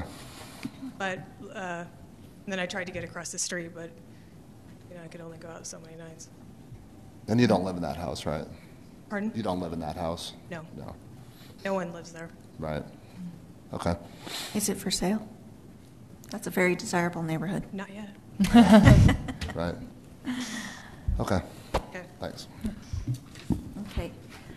Questions? Councilmember Barber? Thank you. I think this question is for Lyle and our engineer as well. So I think a lot of the concern about flag lots is, there's multiple concerns why we hesitate to do them. And one of them is getting utilities all the way out from the street to the lots back there. Do we feel like that's feasible in this layout? So this has been before. We call it our development review committee. We meet frequently Monday mornings typically, and we'll look at upcoming projects. And that's been shown at the level we have because it's preliminary. We don't know the exact specifics of the utility layout, the depths, and what will work. But we suspect that it will. Typically what it means is basement or no basement. All the utilities tend not to be problematic, but sewer depends on gravity and getting your slopes right into the main lines. And so those are items that we would look at typically with the final plat process before that's granted or approved. More in depth, what we talked at, and actually in recent, probably in the past 3 or 4 months, we made a change to our ordinances regarding flag lots on cul-de-sac streets, if you recall. And at that time, we had some very in-depth conversations, the building, fire, and engineering on are those problematic, are they not, some of those same concerns. And essentially chose to go with, in that case, allowing them, knowing that on a case-by-case basis, this process would come about to make sure they actually fit within the neighborhood where they're proposed. And then on an engineering scale, we can look at those things case by case. Again, we feel as a staff that they all work. Sewer's the question mark, but tends to work. We have them all over town. It just depends on the end product, whether it's got a basement. Second question is, I don't know if it's in the zone or if it'd be anywhere, but do we have a height limit for these new homes that would be going in? Yeah, so every residential zone in Kaysville City has the same height limit. It's 30 feet. And so flag lot, standard lot, all fall under those same parameters. Okay.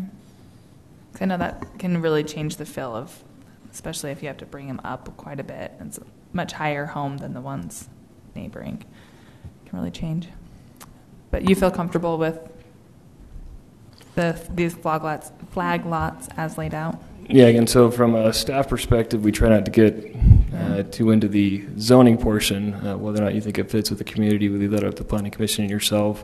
From a technical nature, the subdivision plat, yes, we recommended approval to the planning commission that it did meet requirements and was met our standards and ordinances. Okay, thank you. Questions? No question. Okay. I'm sorry, but can I please interrupt? I'm sorry. Could you hand it over to our clerk and we'll enter it into the record? Sorry about that. Okay. Maria, do you want to hand that to me? We'll pass around so the council members can read it. Right? Okay. All right. What this is a petition from the neighborhood with names and addresses on it. So I'll let you guys have a look at that. Okay. All right. So any more questions on this? Okay. I'll entertain a motion at this time. I move for the rezone of .96 acres of property at 233 South, 400 East. I'll second that. Okay. It's been moved by Councilmember Garnett and seconded by Councilmember Page. Any comments? Councilmember Garnett. I do have a comment. I know that, personally, maybe even after 5 years of serving on the Planning Commission, 3 years on the City Council, I've heard a lot of opposition to flag lots, and yet I know many people who live on flag lots. And so I struggle a little bit with, would I live on a flag lot? I've seen some, actually, they're very nice. Probably that one I would. But that's not really and others I would not. But that's not really the question. As far as a negative to the neighborhood for a flag lot, I think it depends on the location and the surrounding area and things like that. When I look at this particular property, that's a fairly big lot in the area. And in some ways, I think, what's the difference between, obviously it's a privately maintained street, so that can sometimes be a difference, but it only impacts the people who actually live there. You've got 2 additional homes. Just from a picture density perspective, it's not any more dense than anything else. All of those homes have to all the people living in those homes have to deal with the traffic issues.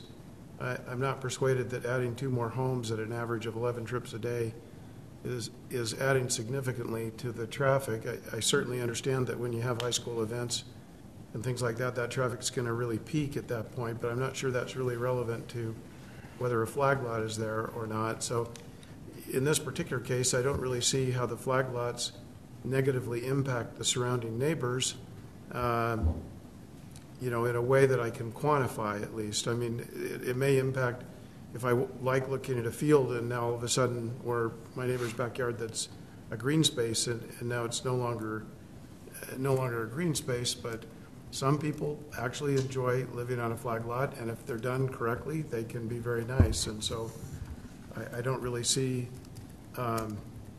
enough well-grounded negatives to deny this request. Okay, thank you. Any other comments? Mayor, it appears that all members of the City Council have had an opportunity to review the document that was submitted, and I just think it probably makes sense that we put that in the minutes before we vote, that everybody reviewed the document before the vote was taken. Yes, agreed. All right, thank you. Okay. I have one last. Yes, Councilmember Barber. This is, again, to our engineer and community development, just on the safety. Just if you want to talk about, I'm sure you guys brought this up in your community development. How you feel about how confident you are with the safety issue? So, yeah, Chief Erickson looked at this together with us in our development review meeting, and I know the comments that were made during Planning Commission, listened to those, were from a professional and shared concern with flag lots. This would be an anecdotal, my perspective. There's probably some truths to those. On some things are more fun and easier than others to take care of. But Kaysville City Fire has taken a pretty strong standpoint on following the International Fire Code and those standards, and if it meets them, and they feel confident in their ability to respond and take care of emergencies, fire, EMT, and so forth. So both as a general rule, that's how they make their decision from theirs is based on those codes and standards that they follow. And also looking at this one, site-specific, no concerns were expressed. Okay, thank you. All right, I believe we're ready for a vote. Councilmember Barber?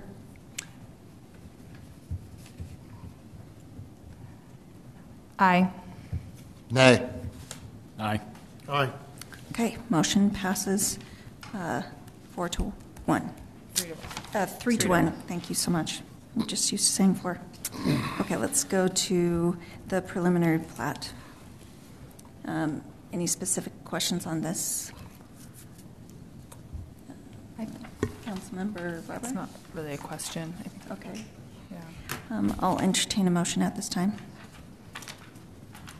I move to approve the preliminary plat for the Pigmore Flag Lot subdivision. I'll second. Okay, it's been moved by Councilmember Garn, seconded by Councilmember Page. Comments, Councilmember Barber?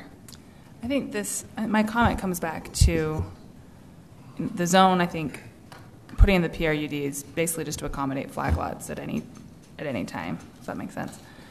With the overlay or the proposal, I think the main question I have is still back on safety, and I know it goes really far that they approved it, but I wonder, and the traffic, and does it accommodate? I guess this is for the developer or applicant. Sorry, does it accommodate garages here? Is that planned on so we can address the parking issue for your neighboring neighbors? As far as the new homes that'll be developed. Okay, so is there enough space on there to put? Do you have a 1 car, yes, 2 I car, talked with 3 car? Lyle about that. There's specific requirements for flag lots. Being the main building has to be 20 feet from each property line, but garages can be closer than that. Is my understanding. So I see this more as currently that's what's on the front lot. It's a small detached garage. So yeah, I don't anticipate parking along the street there, at least along the 400 East Street. Okay. I don't believe that'll be an issue. Yes, thank you. Okay. Councilmember Garn. Yeah, I just have a comment on this. I did see an example of a really poorly designed flag lot, but it wasn't in Kaysville. It was in another community, which I won't name, but it was almost impossible to turn around. It was very narrow and poorly designed. And I just think, how did anything like that get approved? But on this one, you've got a perfectly straight driveway next to a parking lot that's 36 feet wide. And these are not small lots either. I mean, 16,000 square feet, 13,000 square feet. It's almost, to me, looks like it's not a through street, but a dead-end street. It's a fairly wide access to those homes. And so when I looked at this, I just have to say in my assessment, this is a well-designed, it fits, it's a well-designed flag lot for a flag lot design. Okay, thank you. All right. No shouting out, please. All right. Okay, are we ready for a vote? Did we get a motion? I can't remember. Okay, Councilmember DeCare. Nay. Aye. Aye. Nay. I vote aye. So, since there was a tie. All right, motion passes 3-2. All right. Now we will go to our Better City discussion. Didn't sound like that was on. If you looked at the staff report, we have an agreement with Better City. They've provided us some economic development services the last 2 years. Our agreement with them is that we pay them $1,000 a month for administrative services, and then they have a kind of an awards clause if they bring an LOI and a business to Kaysville in 2 different locations. One is the IHC property that's there just off of 200 North and 400 West, and the 25 acres south of Boondocks is the other property. So we've come to the conclusion of the second year of that contract, so we've had 2 years of that. Again, I hope you read my staff report. It's been very fruitful as far as we've had a lot of meetings. I think they've introduced us to a lot of folks that we wouldn't have been able to speak to otherwise. It's my understanding currently that the IHC property is under contract and is likely to close, and that's completely independent of the Better City effort, and so they've kind of focused their effort on the 25 acres. They were kind enough to not bill us for a couple of months as we were addressing a possible rezone of that 25 acres to residential, and that is so far fallen through. So we're here at this point where we need to either decide to terminate our relationship with Better City. Do we re-up another year with them? There's also maybe a third option that we might discontinue our relationship with them on a monthly basis, but continue to allow them to have the award portion of that if they were to bring a possible business there in the 25 acres. So this, again, we're in work session, so we're just looking for maybe some consensus and if we have that, to maybe move it to action for the next meeting. All right. Thank you, Shane. All right. Councilmember Garn. Shane, what's the risk to option 3 here, which is basically a contingent contract? In other words, if you bring business we like, we'll pay you a finder's fee, but we're not paying you otherwise. I mean, what's the risk to the city in that? Not much. I think Better City's less excited about that option. If I'm honest, I think they would prefer to have that revolving monthly amount. But very little risk to the city in that regard. And they may not be interested in that at all. Oh, okay. And they may say, no, we're moving on, moving elsewhere. But Councilmember Barber. Do we have sorry. Did I interrupt you? No. First you, and then I'll thank you. Councilmember Page. Don't want to speak out of turn here. Do we have an amount for the payment for when they do bring in a business? Good question. It's $25,000. So that's the amount. So they're really motivated to bring in somebody for what would hope be so. 2 years' work at their current rate, right? Yeah. So, okay. Yeah. Councilmember Page. Yeah, just 2 questions. Shane, first of all, not having a contract, I can't remember the specifics on it. So what is the incentive? I mean, it's just like a real estate contract. They're paying, 6%, 5%? No, the only incentive they have is that award. So the $1,000 a month, I guess, was some incentive, but the only, unless I'm misunderstanding the question, the only incentive they have to bring somebody here is that award, the $25,000, which would be upon I think it's on an LOI. I'd have to look at the contract again too, but it's essentially we're saying you bring somebody, we'll give you this amount. Okay, but it's if they bring somebody. Right. I mean, if somebody approaches the city, then they're not involved. Right. Okay. In the IHC example, currently the person that has it under contract is not affiliated with Better City at all, so there's no award there at all. Okay. Councilmember Garn, and then DeCare. So let's go to DeCare. Councilmember DeCare and Garn. So I guess it's history. Just to echo what Councilmember Garn had stated.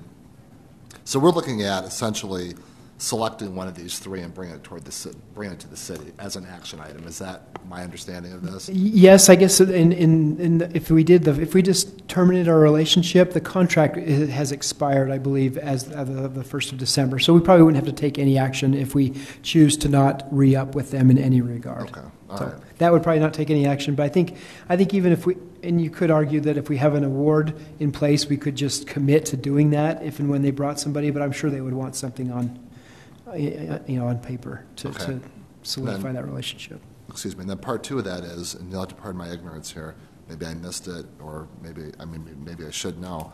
Has Better City brought any commercial business to Kaysville? I don't think so. No. If you want my honest opinion about our experience with them, I think it's been very, very positive. Okay. I've been very happy. We have had so many meetings, and if anything, to me, worst case scenario, it's really solidified that we're just dealing with 2 challenging parcels of land. Right. We don't own those properties, so we don't control them. We've had so many meetings, probably especially on the IHC parcel. We've kind of targeted that as a potential site for a hotel. We met with probably a dozen hotel developers, and they've all had interest and expressed interest, and then it's kind of just waned as they've looked at Layton and they've looked at what Farmington's done, and they've just said, I don't think it's going to work here. So a lot of meetings, and I think it's just made us feel better about our efforts from an economic development perspective. All right. Okay. That's it. I'm good. Garn, and then Barber. Go ahead. Oh, you're good. Yeah, so here's the question, and maybe it's a Freudian thing, but ask this question. I have to admit my total ignorance on this, and that is that is it, it doesn't seem like, when it's come up before the council, it doesn't appear that they're not doing their job. It appears that they're working pretty hard. So I have a little reluctance to come to the conclusion, okay, it's been 2-3 years, they haven't brought a single business to Kaysville. Let's just cancel the cancel the contract, when 2 months from now they might bring in something really special to Kaysville. So that's kind of my hesitation. I don't have any I don't have any facts, any criteria for assessment to know whether it makes sense to continue the contract or not. So do I just take an ungrounded opinion? Oh, they haven't brought anything. Or do I say, maybe we should hold on and be a little patient? Can you help me with that at all? Maybe to add that to that, in their defense, that we spent the last 3-4 months going through a rezone process with Ivory Homes, and they were probably not very engaged at that point. They've also had an offer, an organization that's made an offer on the property that was in second place, at least second place with the Ivory Home situation there. So, yeah, they've done some things, and we'd love to keep them engaged. And then I guess the other side of that, Councilmember Garn, is at what point do we just say, you know what, it's been 2 years and we've got to just cut our losses and let's just let the commercial activity that's going to take place there naturally just take place. And so, yeah, we're weighing those two things. Is 2 years enough? But I can't say enough good about Better City and their efforts, and it's waned lately, probably mostly because of what I've already mentioned. But it's good. You're right there where we are. And I'll just interject at this point that I think it's not Better Cities. I think it's the bank being unwilling to subdivide that property to be able to sell it.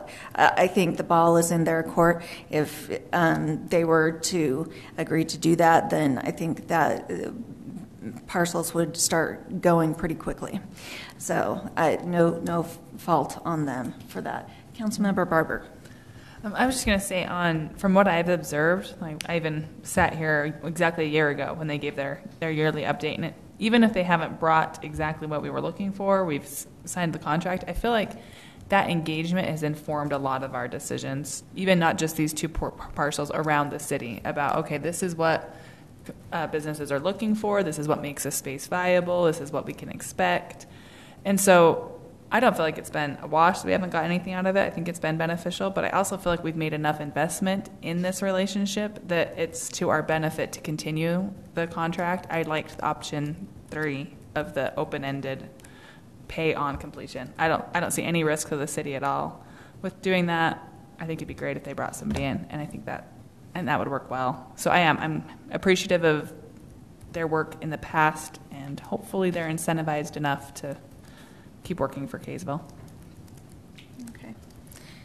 Anything else? So I would entertain a motion to direct staff. Don't we just move it to action, though? Move it to. Do we want to move it to? We need to decide which of the 3 options. Oh, and then we'll that goes. Okay, I got that. All right, I'll make a motion that we direct staff to continue the open-ended agreement with Better Cities to pay on completion of a buyer. Option 3. I'll second that. Okay, it's been moved by Councilmember Barber, seconded by Councilmember DeCare. Comments, Councilmember? This is a question, just a point of clarification. It says that there's a recommendation for an extension of a 1-year extension through 2019 with a 1-year extension option. Do we want to just be clear whether we want that as a part of the motion or not, the 1-year extension, the additional year extension option or not? So that means if that would be like a different option within a year, and there's an option to extend it a year after that for the finder's fee. Is that correct? It actually could apply to either 2 or 3. Yep. Okay. Right. So we've selected, it's not in one of the options, it's down below that. It's down below is like other options. And I guess I kind of just assumed, and maybe I shouldn't have, that open-ended option was okay to extend it past a year, just because, again, we don't have much to lose if they do bring someone. We just maybe have that as an option for them if they're close. That's how I understood it. An open-ended just meant it's here, we're willing to pay you, whether it's next year, 2 years. That makes sense. I hope we're not that far out, but okay, could makes be. sense. All right. So is the motion okay as it stands? Mm-hmm. Okay. Yeah, with the clarification. Okay. All right. I think we are ready for a vote then. Let's go with Councilmember Page. Okay, first of all, let me make Can you sure give I a know second? exactly what we're doing here. Which auction was you guys going with? 3. Okay, it's 3? Yes. Did we get a second? I did. Oh, you I did? seconded, Oh. yes. Yeah, I'm okay with 3. I usually like. Good. I know. All right, any other comments? I inadvertently skipped over that. Any other comments? No. Okay. Councilmember Page? Aye. Aye. Aye. Aye. Okay. And we will, motion passes 4-0. Do we need to have a vote to move it to the action item? No, I You think we'll got just it? do that. And You got it. All right. Okay. Next is amendment of Section 17-31-25 telecommunication towers, together with the amendments to applicable zoning districts within Title 17, Planning and Zoning, to clarify where tower types may be located and by which process they may be considered. Ooh, that's a long way. 10 times faster. Okay. All right, thank you, Mayor. So I introduced this at the last City Council meeting, but egg on me, had failed to actually get the text in your report, so we're just bringing this back to you so you can actually look at that in more detail. I gave a brief overview already, so because of that, I'm going to be pretty brief. But if I'm missing anything, ask questions. They can go back to the last meeting. Okay, so if they have any questions. The short and sweet of it, we've been working with the Planning Commission on reviewing how our cell tower ordinance, what types of towers essentially could be permitted in Kaysville. A bit of a paradigm shift. Currently, we only allow tall monopole towers with as many as 3 users co-located on them. What this does is add a little bit more variety to those tower types. And so the language in here specifically calls out the existing monopoles like we see. So on 200 North, just north of City Hall here, there's one today. But also will allow buildings to have potentially wall-mounted antenna. Another type of tower, roof-mounted antenna, and people can get pretty creative with those, steeples and all kinds of things where they're able to mask them. And then another type we defined as a stealth tower. So going through this with the Planning Commission, what you have here in the language is we went from a process of being pretty open-ended, trying to invite creativity in tower types, but because of the conditional use process and really what the city's bound through that process, felt that it was more appropriate to be very specific what kind of types they are. So it still allows a lot of creativity. But you can see here, tower might look like a tree or essentially go on top of an existing light pole or utility pole. But we didn't want to run the risk of somebody bringing in a cactus or something that doesn't fit within Kaysville. So ultimately was decided they would be allowed by conditional use only, so the Planning Commission will still have purview over these processes. They would be allowed in more areas, but very specifically, again, of note, there's a table on, I think, the 4th page of the ordinance where they could go. So it allows them into residential districts where towers aren't allowed now, but with the caveat that that's got to be a very large property, 10 acres or larger, and occupied by public or quasi-public use. There's also language that they can't be on a property occupied by a single-family dwelling. So the big change, currently they're allowed in our commercial and industrial areas. Now we're saying maybe a park, a school, something of that nature, a church perhaps, if it meets the other parameters, could be considered based on that. The rest of the text, there are 3 other pages. We took out of every separate zoning district where they're allowed and just compiled that language into this table. So instead of looking all over the ordinance for what's allowed and well, it's just been consolidated, and that's what the remaining text entails. So with that, if there are questions at this time, I'd be happy to answer them, but we're looking to move this forward to an action item agenda. Questions? Question? I'll entertain a motion to move it to action. I'll move that we move amendment of section 173125 telecommunication towers from a work item to an action item. Second. Okay, it's been moved by Councilmember DeCare, seconded by Councilmember Garn. Comments? None. All right, let's go for a vote. Councilmember Garn. Aye. Aye. Aye. Aye. Okay, motion passes 4-0. All right.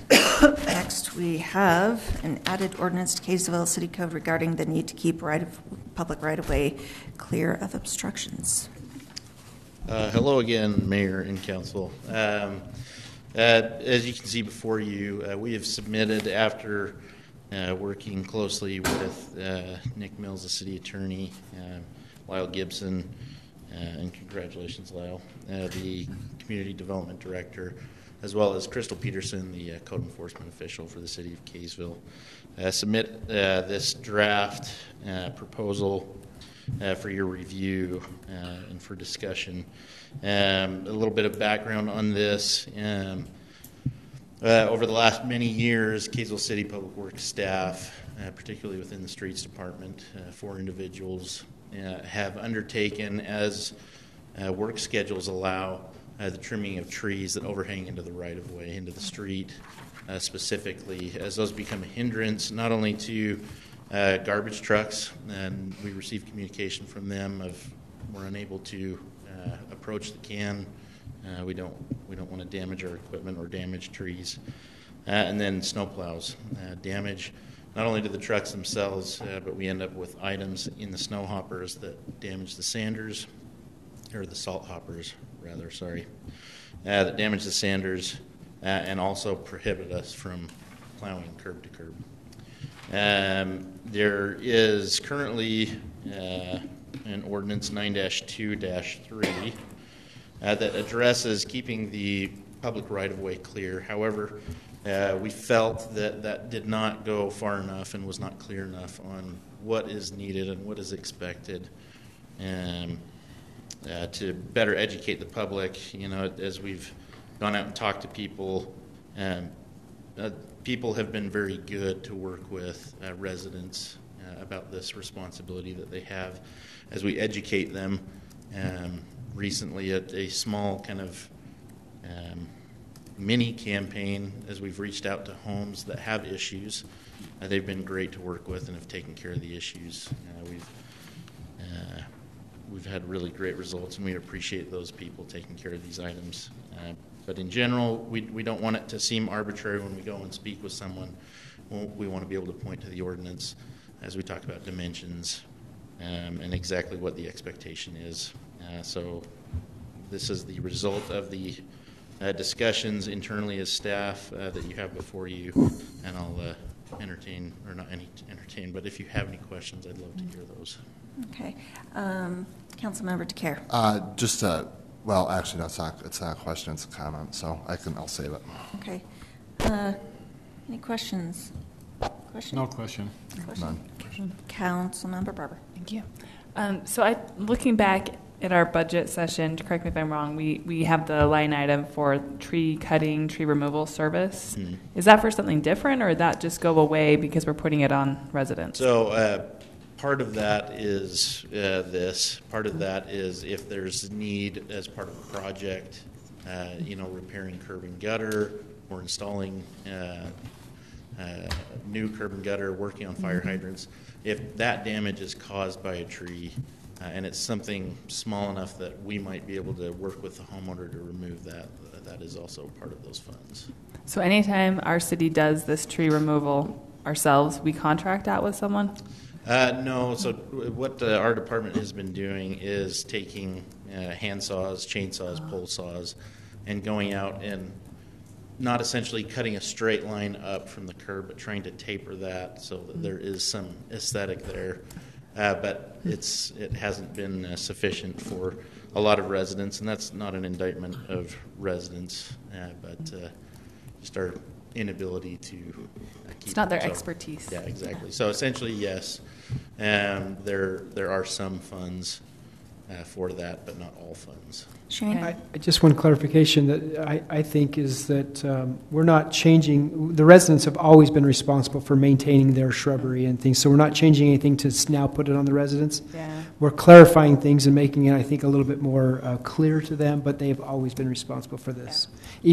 Even the opportunities when we took to cut the trees for them, it was still their responsibility, and we've tried to charge them and otherwise obligate them to do that. Okay. Right. Okay. That's good to see. All right. Any other questions? All right.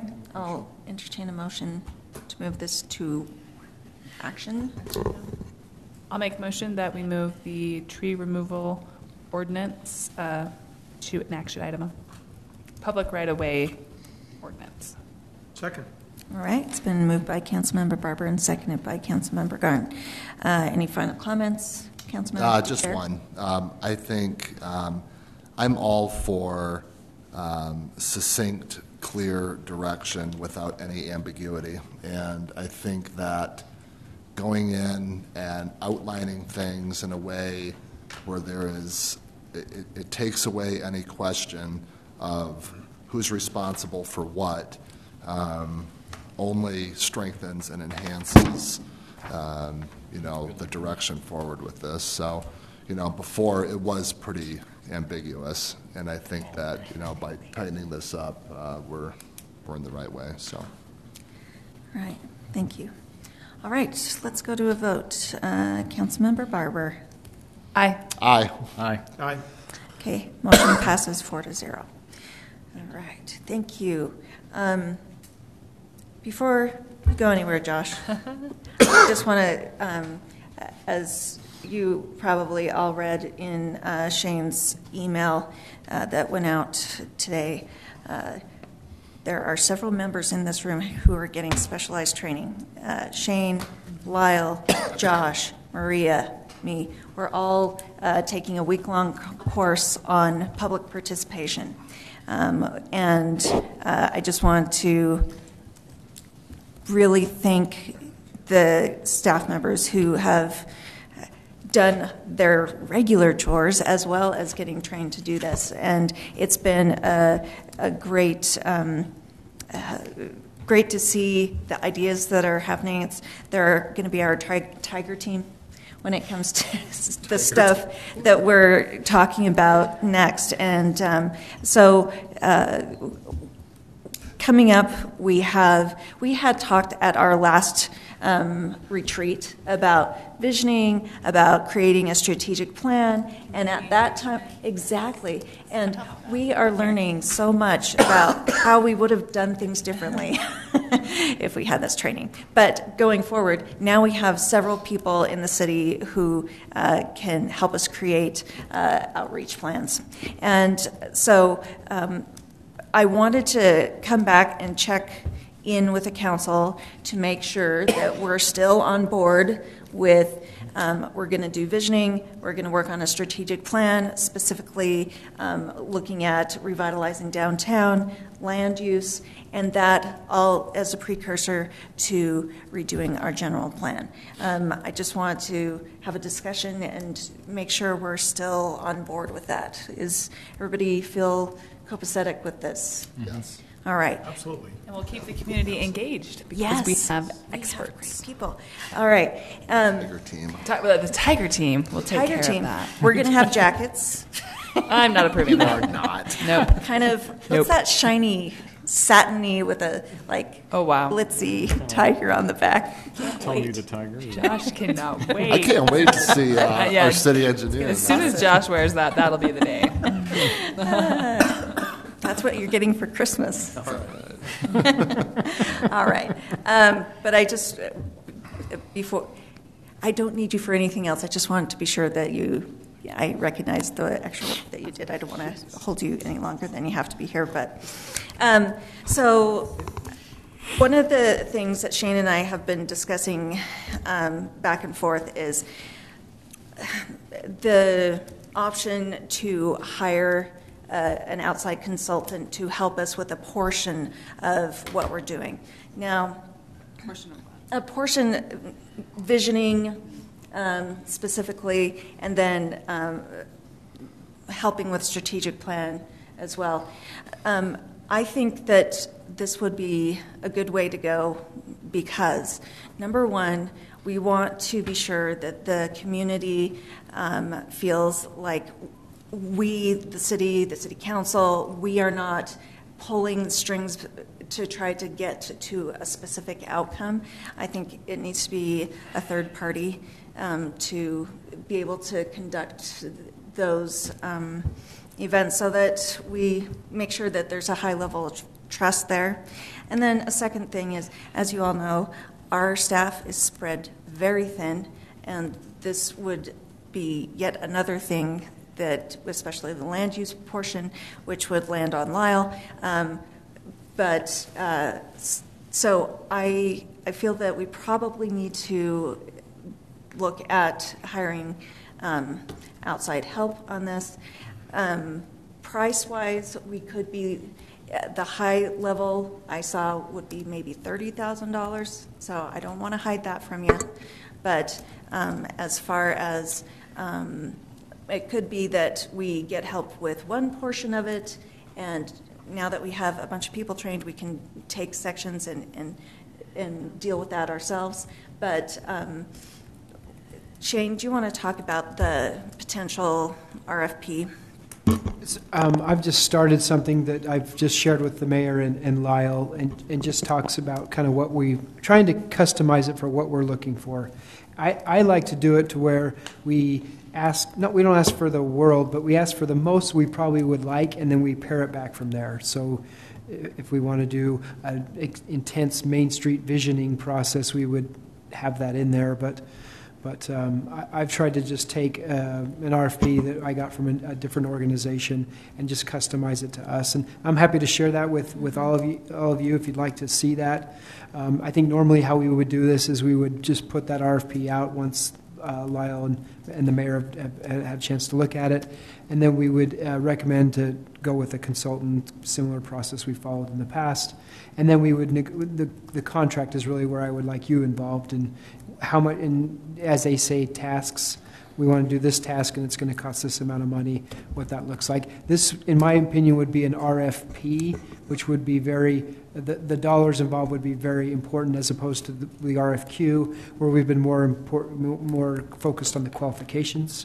I think we do need to talk about the dollars and what that Did I say RFQ? You did. Yes, RFP. Okay, yeah. Awesome. Councilmember DeCare. Two questions, I guess probably for Shane, well, maybe, and for you too. But anyway, so one is,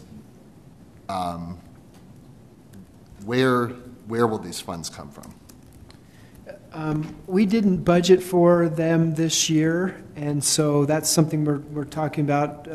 Dean has said that we do have funds that we could do this. And I know $30,000 sounds like a lot of money, but in the size of our city, it's not something we couldn't roll with. So it would be a professional and technical line item that we could definitely afford.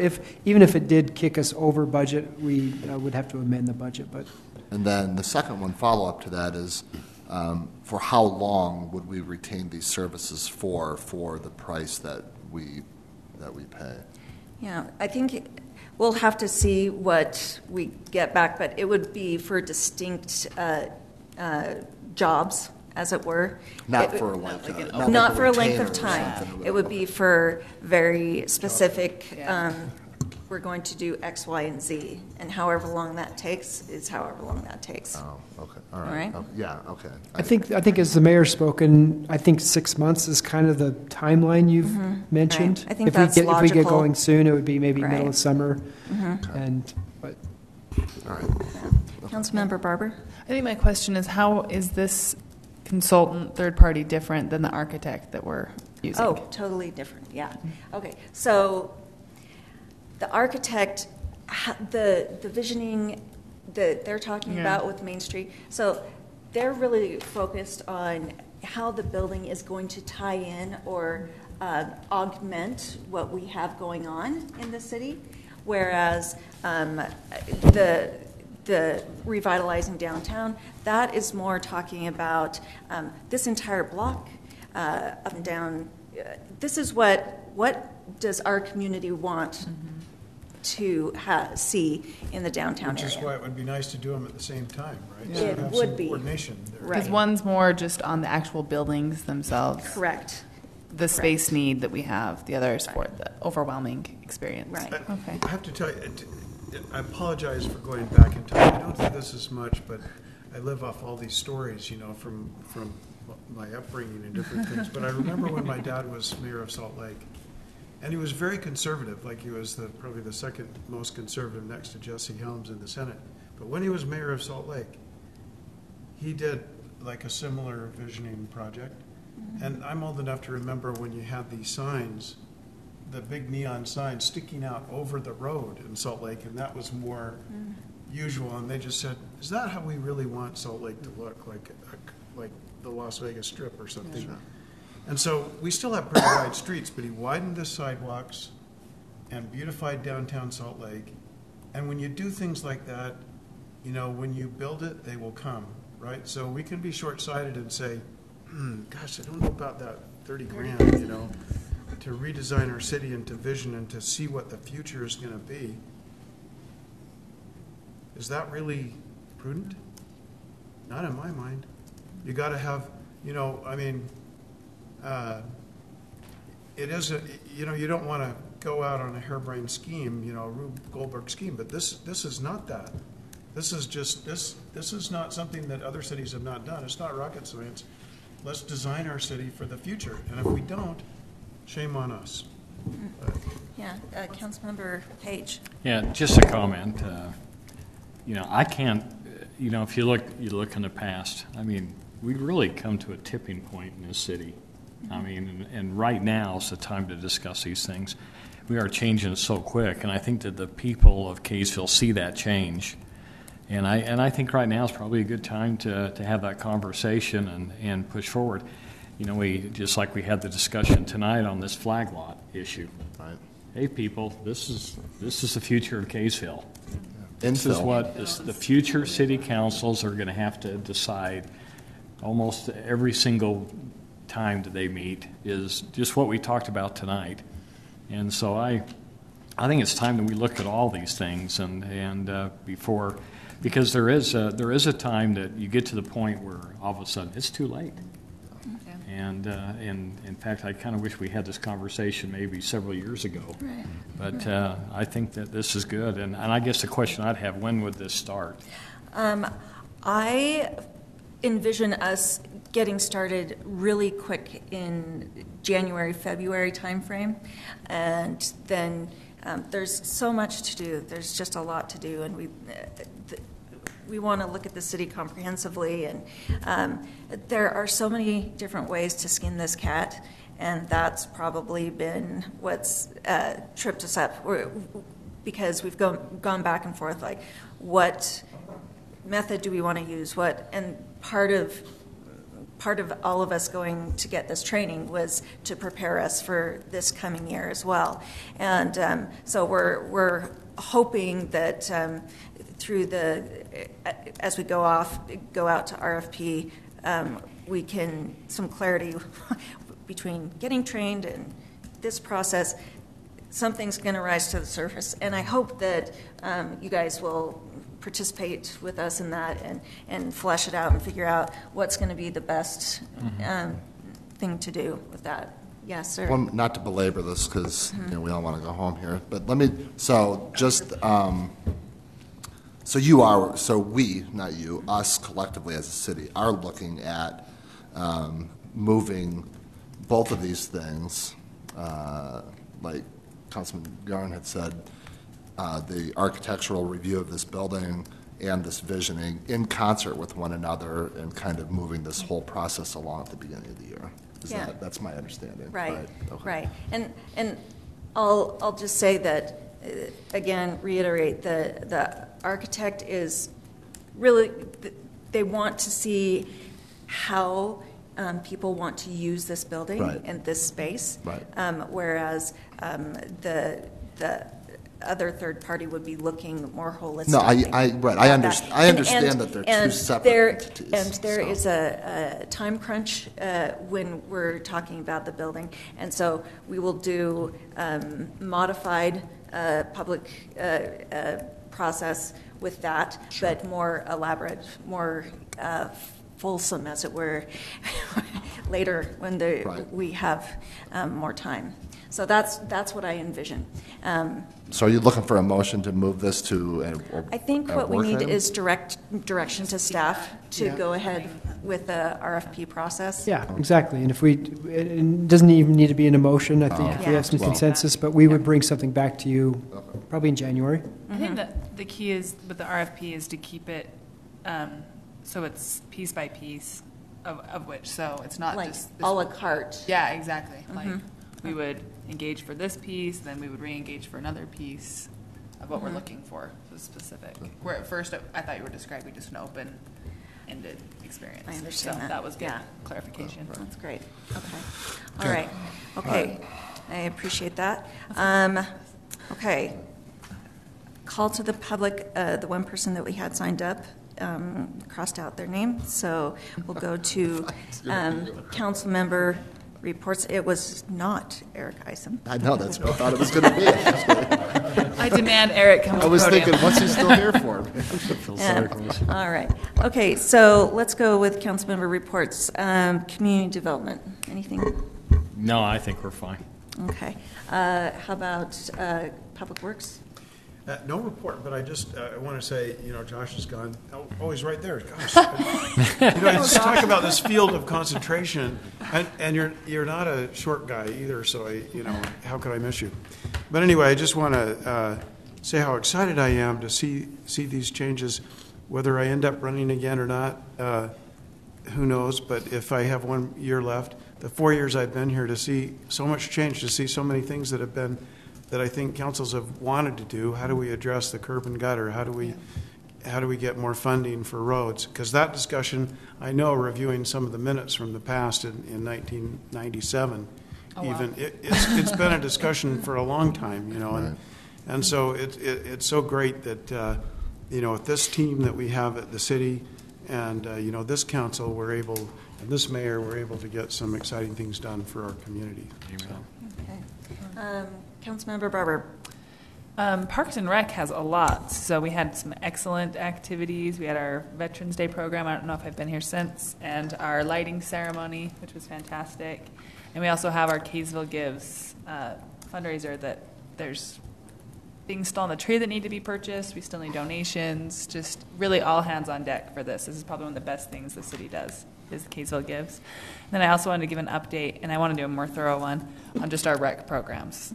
I know I've said it before, but it's just great to see all the many, many kids that we're able to serve through those programs with such very limited facilities. So, and then our youth city council has been helping out all those previous things, and they currently are looking over all of our ordinances and laws and trying to learn as much as they can about the city with their homework. So let's look forward to that.